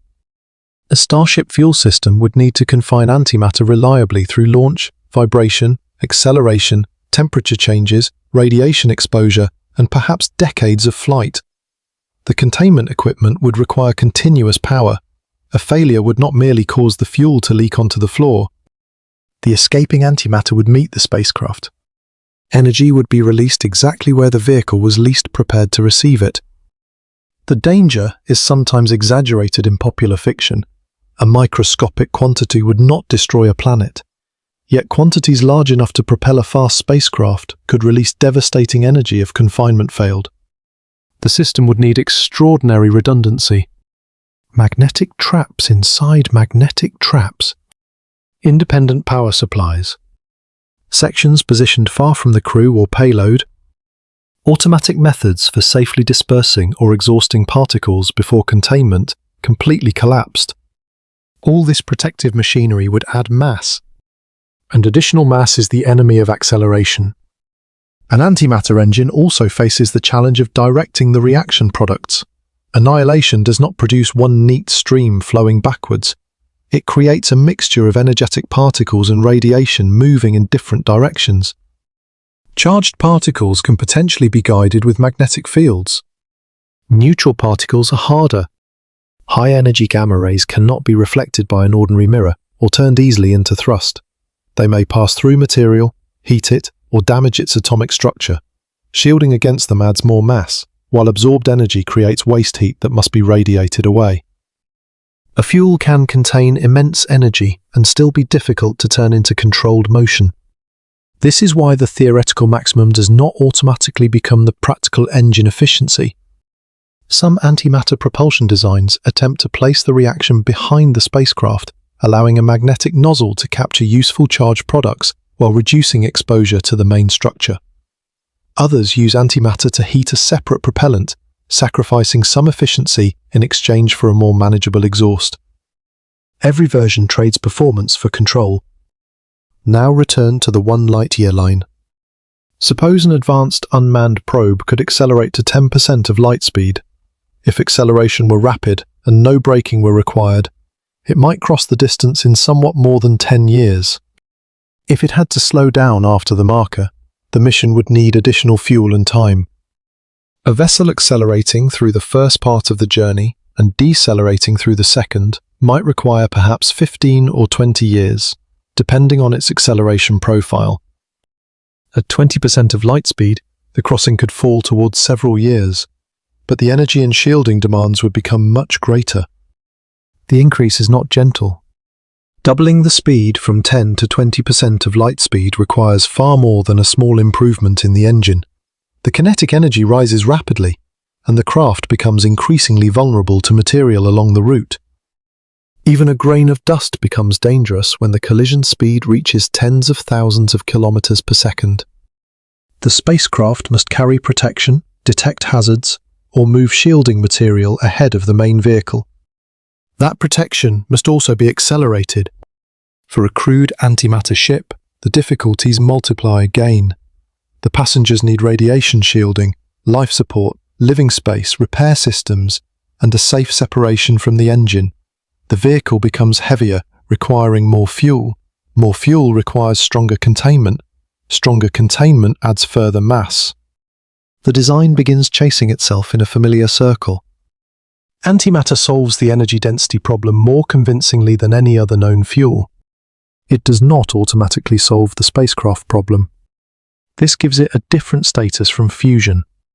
Fusion demands a reactor we have not yet transformed into an interstellar engine, but its fuels can be stored as ordinary matter. Antimatter offers even greater performance, while requiring an industrial and containment capability far beyond anything now available. It may eventually serve as a catalyst for fusion long before it powers a complete starship. It may propel tiny probes before it moves human crews, or it may remain too expensive and fragile for large-scale travel, despite being physically possible. Still, antimatter changes our answer once more. Present spacecraft place 1 light-year tens of thousands of years away. Fusion might reduce it to decades. An advanced antimatter probe could, in principle, push the crossing towards years. But there is another way to reach similar times without carrying such dangerous fuel at all. Instead of placing the energy inside the spacecraft, we can leave the power source near home and send its light across space. The ship becomes lighter. The engine remains behind, and the pressure of photons begins the push. A spacecraft does not have to carry every source of energy it will use. That single change removes one of the oldest burdens in rocketry. A conventional vehicle must carry fuel, tanks, engines, and all the structure needed to contain them. The fuel adds mass. The extra mass requires more fuel. The cycle repeats until most of the machine exists only to accelerate itself. A light sail follows another path. It carries a thin reflective surface and allows photons to provide the push. Light has no rest mass, but it carries momentum. When photons strike a surface and are absorbed or reflected, they transfer a small amount of that momentum. The pressure is extremely weak. Under ordinary sunlight, it is almost impossible to feel. In space, however, a weak force can act continuously. There is no atmosphere to stop the sail. There is little friction to cancel each small gain. Minute after minute, the velocity can increase. Solar sails have already demonstrated this principle. They use sunlight rather than fuel to change a spacecraft's motion. A large, lightweight sail can gradually spiral through the solar system, adjusting its path without consuming conventional propellant. For interstellar travel, sunlight alone is unlikely to provide the required acceleration. The farther the sail moves from the sun, the weaker the light becomes. Its intensity falls rapidly with distance. The sail that accelerates well near Earth receives only a small fraction of that pressure in the outer solar system. The solution is to replace the sun with a controlled beam. A powerful laser array could remain near Earth, in orbit, on the Moon, or elsewhere in the inner solar system. Its light would be focused onto a distant sail. The spacecraft would carry little or no propulsion fuel. The heavy power source, cooling equipment, and much of the complex machinery would remain behind. The sail would be pushed from home.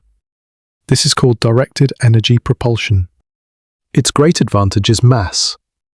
A tiny spacecraft attached to an extremely thin sail could be far lighter than a vehicle carrying a nuclear reactor, fusion chamber, antimatter traps, or decades of stored propellant. Lower mass means the same beam can produce greater acceleration. A sufficiently powerful laser acting on a sufficiently light sail might accelerate a small probe to a meaningful fraction of light speed. At 10% of light speed, 1 light year takes about 10 years. At 20%, it takes about 5. For the nearest star system, a probe traveling at 20% of light speed could complete the crossing in a little over 20 years, not including the time required for acceleration. This is the broad idea behind concepts such as breakthrough starshot. Use an enormous laser system to accelerate tiny sail-driven probes towards Alpha Centauri. The proposed spacecraft would not resemble a traditional interplanetary probe. It might be closer to a compact electronic wafer carrying cameras, sensors, communication equipment, and a small computer. The sail could be several meters across while remaining extremely light. The laser array would direct an intense beam at the sail for a short period. Acceleration could be extraordinary. Instead of gaining speed slowly over decades, the probe might reach its cruise velocity within minutes. During that period, the sail would experience a force thousands of times stronger than Earth's gravity, depending on the design. A human passenger could not survive such acceleration. A tiny solid-state probe might. This immediately reveals the main limitation. Laser sails are most promising for very small payloads. Every additional gram makes the craft harder to accelerate. A probe carrying a large telescope, heavy shielding, a powerful transmitter, or a braking system may require a much stronger beam or a much larger sail. A crewed vessel would be in another category entirely. The laser array needed to push a human habitat towards 10 or 20% of light speed would demand an almost unimaginable amount of power and optical control. The sail would need to be vast, lightweight, stable, and able to withstand an intense beam without melting or tearing. For tiny probes, however, the idea remains physically serious. The sail material must perform several jobs at once. It must reflect almost all incoming laser light. Any absorbed fraction becomes heat. Under an extremely powerful beam, even a small absorption rate could destroy the sail. It must also remain thin and light. A thicker sail may be stronger and more heat-resistant, but it increases mass and reduces acceleration. It must preserve its shape while being pushed. If the beam strikes unevenly, the sail may tilt, wrinkle, or drift away from the center. A tiny pointing error could grow rapidly as the probe accelerates. The laser system faces an equally demanding task. The beam must remain accurately focused over a growing distance. Individual lasers may need to operate together as a phased array, combining their light into one controlled wavefront. Atmospheric turbulence could distort a ground-based beam, so the system might require adaptive optics, a high-altitude site, or construction in space. The energy cost would be immense, but unlike antimatter fuel, the energy would not need to be stored inside the spacecraft. It could be generated near home. That makes the infrastructure reusable. A large laser array might launch many probes rather than serving only one mission. Thousands of small craft could be sent along similar paths. Some would fail, others could survive and return data. Numbers may become part of the protection strategy. A single delicate probe has no backup. A swarm allows losses. The journey after acceleration would be almost entirely silent. Once the laser beam can no longer remain focused on the rapidly departing sail, the probe would coast. It would carry no large engine to correct major errors. Its initial direction would need to be extraordinarily accurate. The target star would move during the journey. Its planets would continue around it. Mission planners would need to aim towards the future position of the region they wanted to observe. Then the probe would arrive at full speed. A craft traveling at 20% of light speed would cross an entire planetary system very quickly. Without a braking mechanism, it might have only hours or days for useful observations near the target. The cameras would need to point, expose, process, and store data while the scene changed rapidly. The probe would then need to send its information back across several light years. A small transmitter has limited power. A tiny antenna produces a weak signal. Receiving the data may require enormous telescopes near Earth and long periods of careful listening. Communication could become harder than acceleration. The sail itself might help by acting as a large antenna or optical reflector, but the probe would still be attempting to send a narrow message home from an extraordinary distance. And the answer would not return immediately. A probe crossing 1 light year in 5 years would still need another year for its signal to travel back from the marker. A mission to Alpha Centauri might take a little over 20 years to arrive, then more than 4 additional years for the first transmitted information to reach Earth. The voyage of the data is part of the mission. There is also the problem of collision. At 20% of light speed, even a tiny dust grain strikes with enormous energy. The probe may need a protective front layer, a cloud of sacrificial material, or a design able to tolerate gradual erosion. Every shield adds mass. The light sail concept, therefore, depends on a careful balance. Minimal payload, minimal protection, maximum reflection, extraordinary beam control, and acceptance that the craft may only fly past its destination. Yet, among all proposed interstellar technologies, this is one of the few that could plausibly send something across 1 light year within decades, without requiring an onboard engine based on mature fusion or stored antimatter. Not a crew, not a large scientific observatory. A tiny messenger. Its journey could last 5, 10, or 20 years, depending on the speed achieved. It would not make 1 light year small. It would make the traveller small enough for the distance to become manageable. And as the sail approaches a significant fraction of light speed, another effect begins to matter. The simple equation still works for observers on Earth. Inside the moving spacecraft, however, time itself no longer passes in quite the same way. A light sail travelling at 20% of light speed would already be moving far beyond anything humanity has built. Yet, in relativistic physics, 20% is still only the lower edge of the difficult region. At ordinary speeds, motion behaves almost exactly as Isaac Newton described it. Push an object, and it accelerates. Apply more energy, and it moves faster. Double its speed, and its kinetic energy becomes roughly 4 times greater. For cars, aircraft, planets, and current spacecraft, this familiar model works extremely well. But as a vehicle approaches the speed of light, the relationship between energy and velocity begins to change. The spacecraft can continue accelerating. Its speed can continue increasing. But each additional increase becomes more expensive than the one before it. Light travels through a vacuum at exactly 299,792 kilometers per second. We usually round this to 300,000 kilometers per second and represent it with the letter C. Nothing carrying ordinary mass can be accelerated to C. This is not because space creates an invisible wall at the final moment. There is no physical barrier waiting at 99.999%. The limit appears through the way energy and momentum behave. As the spacecraft moves faster, the amount of energy required to produce the same additional increase in speed grows.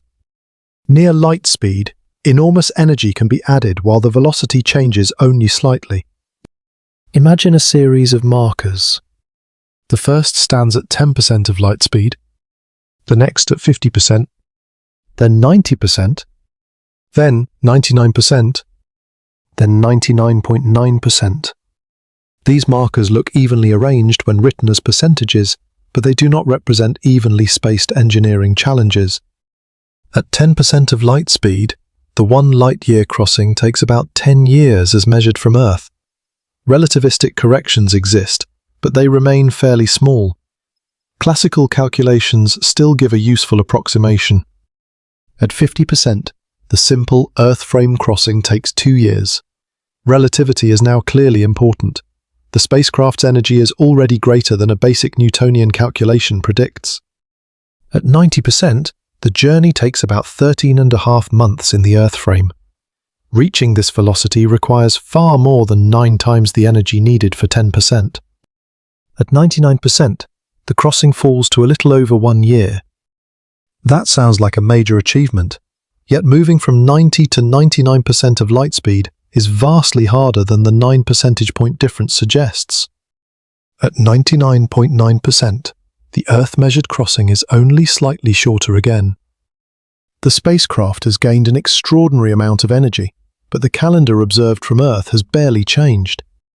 This is the trap hidden near the limit. The early increases in speed transform the travel time.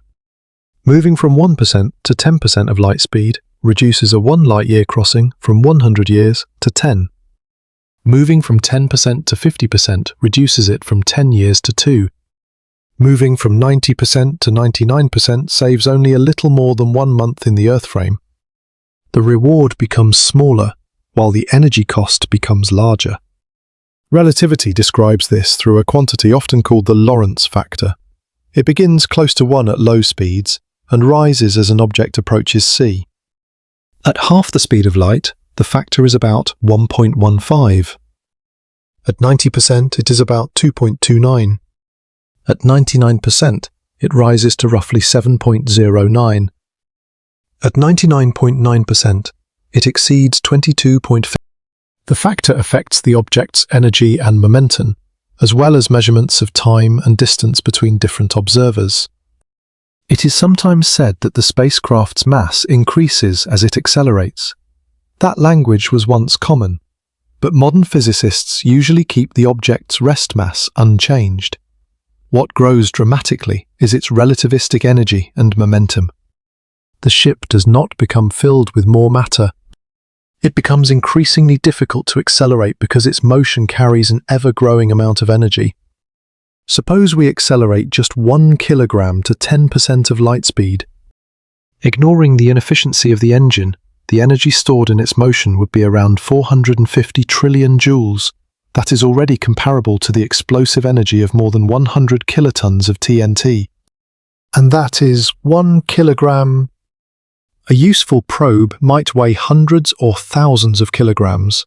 A crewed spacecraft could weigh far more once shielding, life support, engines, radiators, food, and living space were included. At 90% of light speed, the kinetic energy of each kilogram becomes vastly larger. A 1 kilogram object would carry energy equivalent to tens of megatons of TNT. The spacecraft would not behave like an explosive while traveling undisturbed. The danger appears if that motion is suddenly transferred through a collision. A tiny vehicle moving near light speed carries the energy of a major weapon. A large vehicle carries far more. Propulsion cannot convert energy into motion perfectly. Some energy becomes heat. Some escapes as unwanted radiation or exhaust moving in unhelpful directions. The power system, engine, and fuel all add mass. The true energy requirement would therefore exceed the spacecraft's final kinetic energy. Then, if the mission intends to stop, a comparable amount must be removed. Braking is not a minor correction. A ship arriving at 90% of light speed cannot simply turn off its engine and enter orbit around a star. It would cross the system too quickly. It must direct energy and momentum somewhere else, perhaps through reverse thrust, a magnetic sail, interaction with the destination's light, or another external braking system. Every method has limits. If the spacecraft carries the fuel required for deceleration, that fuel must be accelerated during departure. The outbound engine spends energy moving the material that will later slow the ship. If the craft depends on infrastructure at the destination, someone or something must build that infrastructure before it arrives. If it uses a sail, the destination's light or magnetic environment must be strong enough to produce useful braking across the available distance. Approaching light speed also changes propulsion itself. A laser pushing a sail must continue catching a target that is rapidly moving away. The beam becomes harder to focus as distance grows. its photons are also seen differently by the receding sail, reducing the effectiveness of the push. A rocket must expel exhaust backwards while carrying an immense store of energy.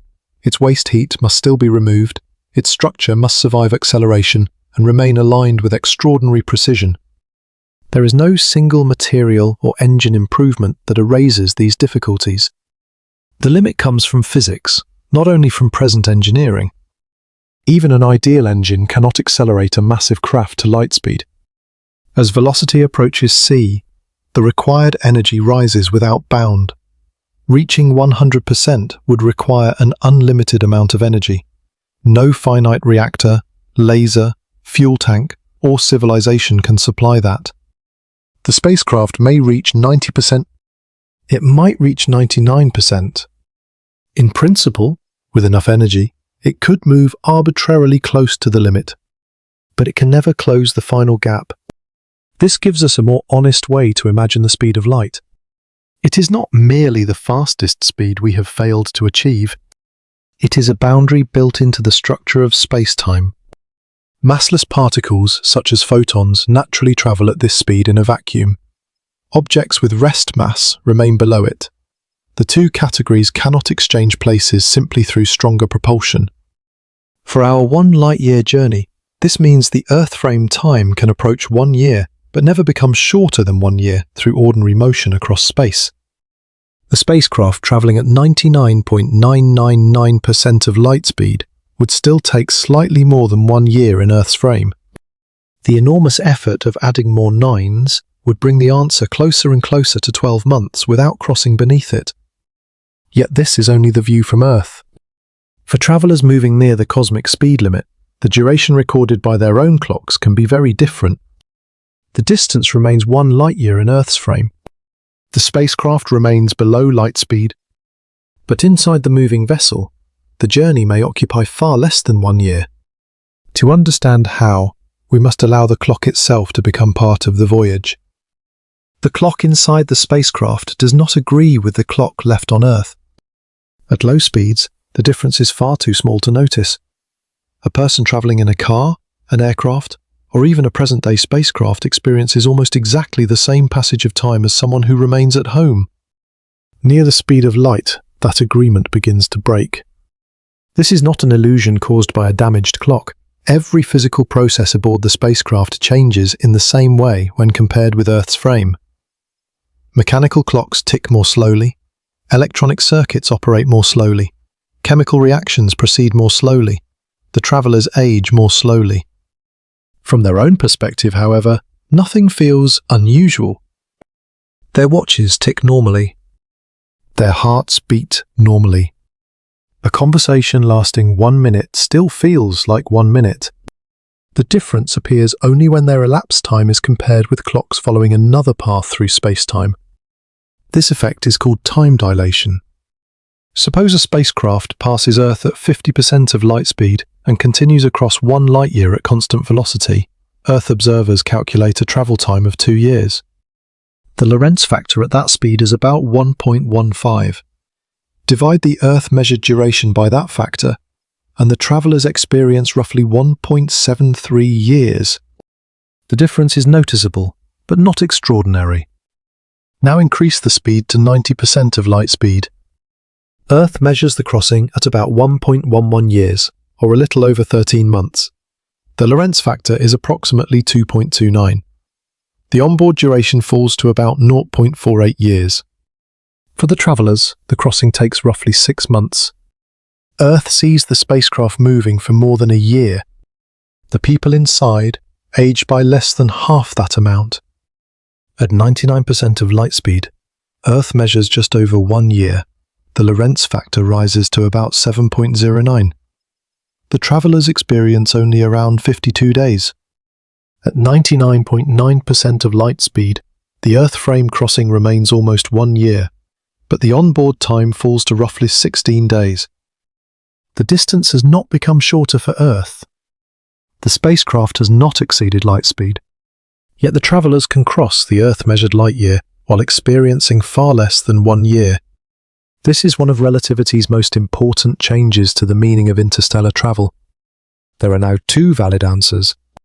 How long does the voyage take for the people who stay behind? And how long does it take for the people who go? Both clocks are correct. They simply follow different paths. From Earth's frame, the explanation is time dilation. The moving spacecraft's clock runs slowly relative to Earth's clock. From the spacecraft's frame, another effect becomes useful. Length contraction. The travelers do not regard themselves as moving while seated inside their vessel. In their frame they can describe Earth and the destination as moving past them. The distance between those points is contracted along the direction of motion. At 90% of light speed, the Earth frame distance is 1 light-year. In the spacecraft's frame during the cruise, it is less than half a light-year. At 99%, it contracts to roughly 1/7 of a light-year. The travelers do not experience themselves crossing 1 full light-year at faster than light speed. They experience a shorter distance passing by, while every local measurement remains consistent with relativity. Time dilation and length contraction are not separate tricks. They are two views of the same geometry. Space and time adjust together, so that every observer still measures light traveling at the same universal speed. The examples so far assume that the spacecraft is already moving at its cruise velocity. A real journey must include acceleration. That makes the calculation more complicated, but also more human. Imagine a vessel able to maintain an acceleration similar to Earth's surface gravity. Inside the ship, the passengers would feel an apparent weight. The floor would push against their feet as the engine accelerated the vessel. Objects would fall towards the rear of the cabin. Daily life might resemble life in a gravitational field. For a 1 light-year journey beginning and ending at rest relative to Earth, the craft could accelerate through the first half, rotate, and decelerate through the second. At a continuous acceleration of about 1 Earth gravity, the total journey would take roughly 2.2 years, according to Earth's clocks. The travelers would experience about 1.9 years. At the midpoint, the craft would be moving at approximately 3/4 of light speed.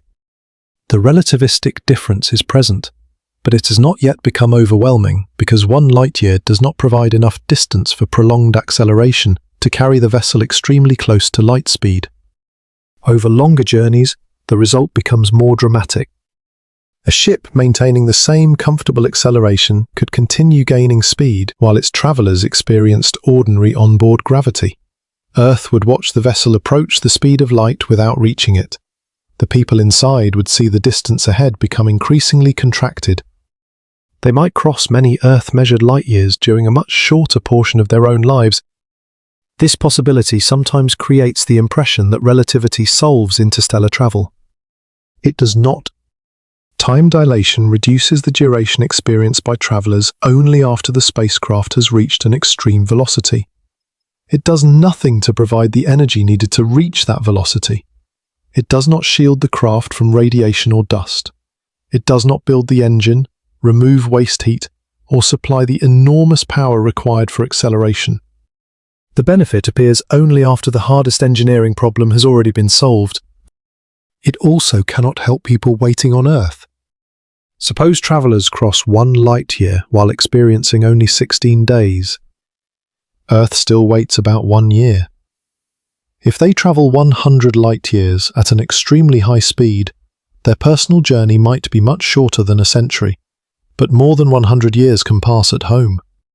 Time dilation is not a shortcut that preserves the same present at both ends. It separates the travelers from it. A crew returning from a sufficiently fast journey could find that far more time had passed on Earth than they had experienced. Their friends might be elderly or gone. Societies could have changed. The journey would move them not only through space, but also into Earth's future. This result is often illustrated through the twin scenario. One twin remains on Earth. The other accelerates away, changes direction, and returns at relativistic speed. When they reunite, the travelling twin is younger. The situation is not perfectly symmetrical because the traveller changes motion and reverses direction. The two people follow different paths through space-time, and those paths contain different amounts of elapsed proper time. No clock malfunctions. No observer is deceived. The age difference is a physical consequence of the journey. For our 1 light-year question, the distinction should now remain clear. At current spacecraft speeds, Earth time and onboard time are effectively identical. A Voyager-like probe would need tens of thousands of years, and any hypothetical travelers would experience nearly the same immense duration. At 10% of light speed, the crossing takes about 10 years for Earth, and only slightly less for the spacecraft. At 50%, Earth measures 2 years while the travelers experience about 21 months. At 90%, Earth measures a little over a year while the travelers experience roughly 6 months. At 99%, Earth still waits, slightly more than a year. But the onboard crossing lasts only several weeks. The closer the vessel moves to light speed, the more strongly the two answers diverge. Yet every one of these clean calculations describes an idealized crossing. It assumes a chosen speed, an unobstructed route, and a spacecraft able to continue functioning. Real interstellar space is thin, but it is not empty. At relativistic velocity, individual atoms become radiation hazards. Dust becomes impact energy. Navigation errors grow across enormous distances. Communication weakens, and a ship that can cross the line must still find a way to arrive alive. The clocks may shorten the journey for those aboard. They cannot protect the vessel carrying them. The distance between stars is often described as empty. For a slow spacecraft, that description is useful. Interstellar space contains far fewer particles than the air around us. A vehicle can coast for years without experiencing anything like atmospheric drag. At a significant fraction of light speed, however, even emptiness becomes dangerous. The problem is not simply what the spacecraft meets. It is how quickly the meeting occurs. Imagine a tiny grain of dust suspended in the darkness. At ordinary speed, it is harmless. It might settle on a table without being noticed. At 10% of light speed, the same grain strikes with the energy of an explosive event, concentrated into a microscopic point. At 20%, the impact becomes even more violent. Near light speed, individual atoms and particles arrive with energies similar to forms of intense radiation. A spacecraft crossing 1 light-year must therefore do more than move quickly. It must survive moving quickly through matter that cannot always be seen or avoided. The front of the vehicle becomes the most exposed region. Every hydrogen atom in the interstellar medium approaches like a high-energy particle. Larger grains penetrate, vaporize, or release showers of secondary fragments. Repeated impacts can erode surfaces, damage sensors, and gradually weaken shielding. A thin laser sail faces an especially difficult compromise. Its low mass allows rapid acceleration. That same low mass leaves little material available for protection. A heavy crewed vessel could carry thicker shielding, but the shield itself must be accelerated. Every additional ton increases the propulsion energy, the fuel requirement, or the size of the external beam. Protection makes the ship safer. Protection also makes the journey harder. One possible defense is a sacrificial shield placed at the front. Layers of material absorb impacts and are slowly consumed. Spacecraft already use versions of this idea against small debris within the solar system. For relativistic travel, the shield may need to be much thicker and positioned far ahead of the main vessel. Some proposals imagine releasing a cloud of dust or small particles in front of the spacecraft. The cloud would meet incoming material first, breaking larger grains into plasma before they reach the vehicle. But the protective cloud must continue moving with the ship. It may spread. It may become difficult to control. And anything released ahead of the craft must also be accelerated to nearly the same speed. Another possibility is active detection. Powerful radar or laser systems might search the path ahead. If a dangerous object were found early enough, the spacecraft could adjust its course or destroy the obstacle with a directed beam. The word early becomes critical. At 20% of light speed, The craft travels about 60,000 kilometers every second. A hazard detected 1 second ahead is already extremely close. A large vessel cannot turn sharply without placing enormous stress on its structure and passengers. Interstellar navigation must therefore be predictive rather than reactive. The route should be studied before launch. Telescopes may identify larger objects and dense clouds. The spacecraft could aim through regions expected to contain less material. Yet no map can show every grain of dust across 1 light-year. The smallest hazards remain partly statistical. Engineers would estimate how many impacts are likely, how much material will be lost, and how much redundancy the spacecraft needs to continue after damage. Radiation adds another layer. Cosmic rays arrive from beyond the solar system. They include energetic atomic nuclei moving close to light speed. On Earth, the atmosphere and magnetic field protect us from much of this radiation. Between stars, a crew receives no such natural shield. The spacecraft itself must provide protection. Water, fuel, food, structural material, or specialized shielding could be arranged around living areas. A crew might spend periods inside a heavily protected central shelter during intense events. But shielding against cosmic rays is not simple. When high-energy particles strike dense material, they can create secondary radiation. A thicker metal wall does not always produce a proportional improvement. Materials rich in hydrogen may be useful because they can slow certain particles, while producing fewer damaging secondary fragments than heavy metals. Water tanks could surround crew quarters and serve 2 purposes at once. Even so, a long mission accumulates exposure. For a 10-year crossing at 10% of light speed, radiation is a serious biomedical problem. For a 100-year mission, it becomes a multi-generational design constraint. For a journey lasting thousands of years, biological survival may require forms of repair and protection beyond anything used in current spacecraft. Then comes reliability. A mission to Mars may receive help from Earth, although communication delays complicate every decision. An interstellar vehicle must operate far beyond physical rescue. A failed pump cannot wait for a replacement shipment. A cracked radiator cannot be repaired by a team launched from home. Every essential system needs backups, diagnostic tools, spare parts, and the ability to manufacture replacements. The longer the journey, the more the spacecraft must behave like a small, independent world. For an uncrewed probe, this means durable electronics and autonomous decision-making. The probe must identify faults, isolate damaged components, change operating modes, and continue its scientific program without immediate instruction. At 1 light-year, a message from Earth takes 1 year to arrive. A reply takes another year to return.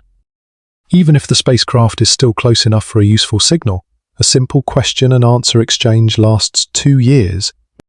Real-time control is impossible. The probe must act alone. For human travelers, autonomy includes medicine, agriculture, psychology, governance, and education.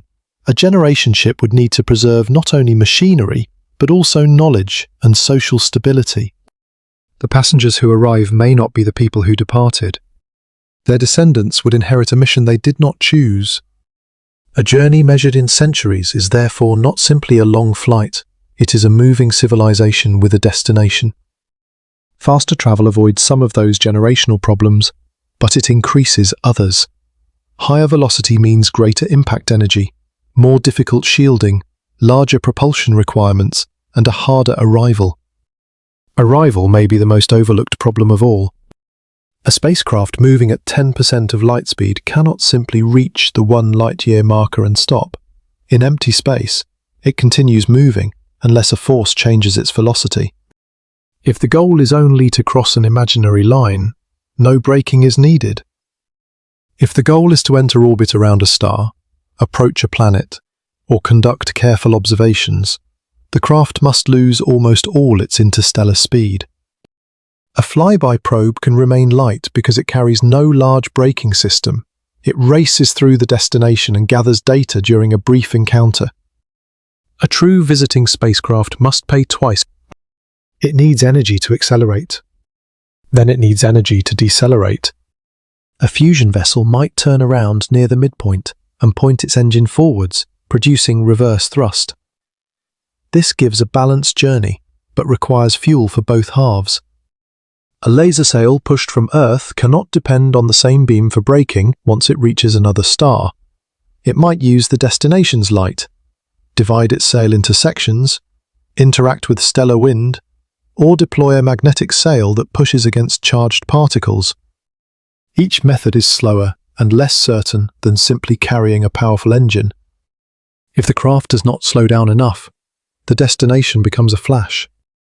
At 20% of light speed, the spacecraft crosses the distance from Earth to the Sun in less than an hour. An entire planetary system can pass within days. Cameras must work quickly. Navigation must be exact. The probe must know where to look before it arrives. A small error made at launch can become an enormous miss after years of travel.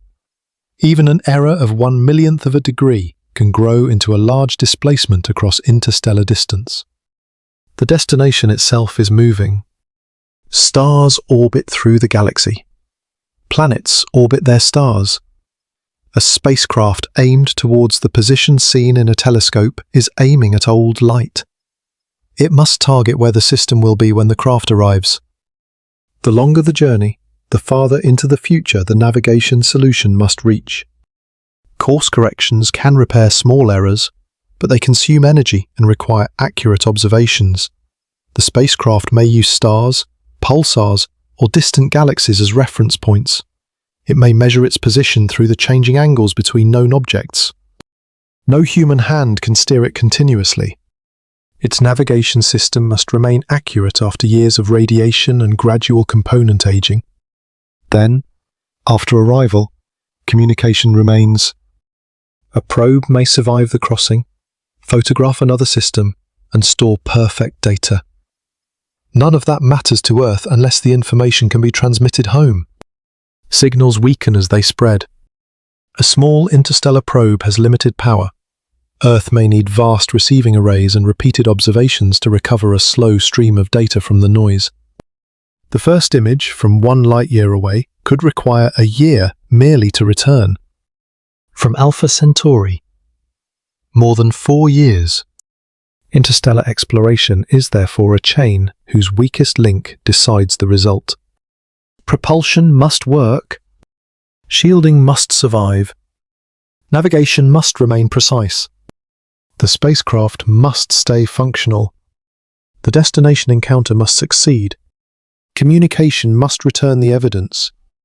Crossing the distance is only one link in that chain. This is why the fastest theoretical travel time is rarely the most honest mission time.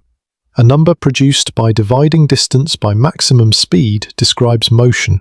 It does not describe survival, braking, observation, or success. We are now ready to separate those answers. 1 light-year can take hundreds of millions of years at walking speed, tens of thousands at the speed of present probes, centuries under advanced nuclear propulsion, decades with fusion or laser-driven sails, and slightly more than 1 Earth year near light speed. But the meaningful answer depends on what must arrive, whether it must stop, and whether anything useful survives to tell us that the crossing was completed. So how long would it actually take us to travel 1 light-year? With technology that has already flown, the most honest answer is roughly 20,000 years. A spacecraft moving outward at a Voyager-like speed would need between about 17,000 and 22,000 years to cover the distance, depending on its exact velocity. It could continue coasting through space, but its instruments, power systems, and communication equipment would not remain operational for anything close to that long. A durable object might cross the line. A functioning mission probably would not. If we imagine using the brief record speed reached by Parker Solar Probe as a constant outward cruise velocity, the time falls to around 1,500 years. But Parker gains that speed while falling deep into the Sun's gravitational field. It follows a solar orbit and slows as it climbs away again. Its record cannot simply be redirected into a permanent interstellar cruise. So our fastest moment is not our fastest practical route. Chemical rockets do not solve the problem. They can launch an interstellar vehicle and help it escape Earth, but the amount of fuel required grows too rapidly as the desired velocity rises. Larger tanks create more mass, which requires more fuel, which creates still more mass. Chemical propulsion may begin the journey. It cannot give a useful spacecraft the thousands of kilometers per second needed to make 1 light year fit inside a human life. Nuclear propulsion improves the answer. A credible future nuclear thermal or nuclear electric vehicle might leave the solar system much faster than Voyager. Depending on its mass, power, and mission design, the crossing could perhaps be reduced to thousands of years, or to several centuries under more ambitious assumptions. That would be a major technological achievement. It would still be a project completed by descendants rather than its original builders. Fusion is where the calendar could begin to feel human. A fusion-powered probe travelling at 1% of light speed would need about 100 years to cross 1 light year at constant cruise speed. Acceleration and braking would lengthen the full mission. At 5% of light speed, the simple crossing takes 20 years. At 10%, 10 years. No operational fusion starship exists. We do not yet have the lightweight reactors, magnetic nozzles, fuel industries, radiators, shielding, or autonomous repair systems such a craft would require. But unlike a chemical starship travelling at these speeds, a fusion design does not immediately collapse under its own fuel calculation. The energy source is strong enough for the concept to remain physically meaningful. Antimatter could theoretically push the journey further into the range of years. A sufficiently advanced antimatter probe might travel at 10 or 20% of light speed, crossing 1 light year in roughly 5 to 10 years before acceleration and deceleration are considered. Yet producing, storing, and controlling enough antimatter remains far beyond present capability. It may become useful as an ignition source for fusion before it ever becomes the main fuel of a starship. Its promise is enormous because its energy density is enormous. Its difficulty is enormous for the same reason. Laser-driven sails offer a different answer. A powerful beam built near home could accelerate a very small probe without forcing it to carry a heavy engine or fuel supply. A lightweight sail reaching 20% of light speed would cross 1 light year in about 5 years. This may be among the most credible ways to send something across the distance within decades. But that something would probably be tiny. It would carry a limited payload, endure severe impacts, pass its target at great speed, and struggle to send information home. Scaling the same method to a large crewed vessel would require a far more powerful beam, a much larger sail, and an industrial infrastructure beyond anything now constructed. The methods may work first for a messenger, not for a ship. If we could accelerate a spacecraft close to light speed, the Earth-measured journey could approach 1 year. At 50% of light speed, the crossing takes 2 years. At 90%, slightly more than 13 months. At 99%, a little more than 1 year. For the travellers, time dilation would shorten the experience duration. At 90% of light speed, they might experience roughly 6 months during a constant speed crossing. At 99%, only several weeks would pass on board. But Earth would still wait more than 1 year, and no vehicle carrying ordinary mass could complete the Earth frame crossing in less than 1 year by simply moving through space. Light itself establishes that lower limit. A massive spacecraft can approach its speed but never reach it. The final answer, therefore, depends on what we mean by us. If us means technology humanity has already launched, 1 light year takes around 20,000 years. If it means plausible advanced nuclear spacecraft, perhaps centuries or millennia. If it means a future fusion vehicle, perhaps several decades to more than a century. If it means a tiny laser-driven probe, perhaps 5 to 20 years. If it means an extraordinarily advanced relativistic spacecraft, the Earth-measured duration can approach 1 year, while the travellers experience less. And if us means ordinary human passengers who must accelerate safely, remain alive, avoid dust and radiation, repair their ship, navigate accurately, and slow down at the far end, then we do not yet possess a complete technology that can provide a reliable travel time. The physics does not forbid the journey. The engineering has not caught up with the equation. That distinction matters. 1 light-year is not unreachable in the way a logical contradiction is unreachable. We know how distance, velocity, energy, and time relate. We can describe engines that use known physical principles.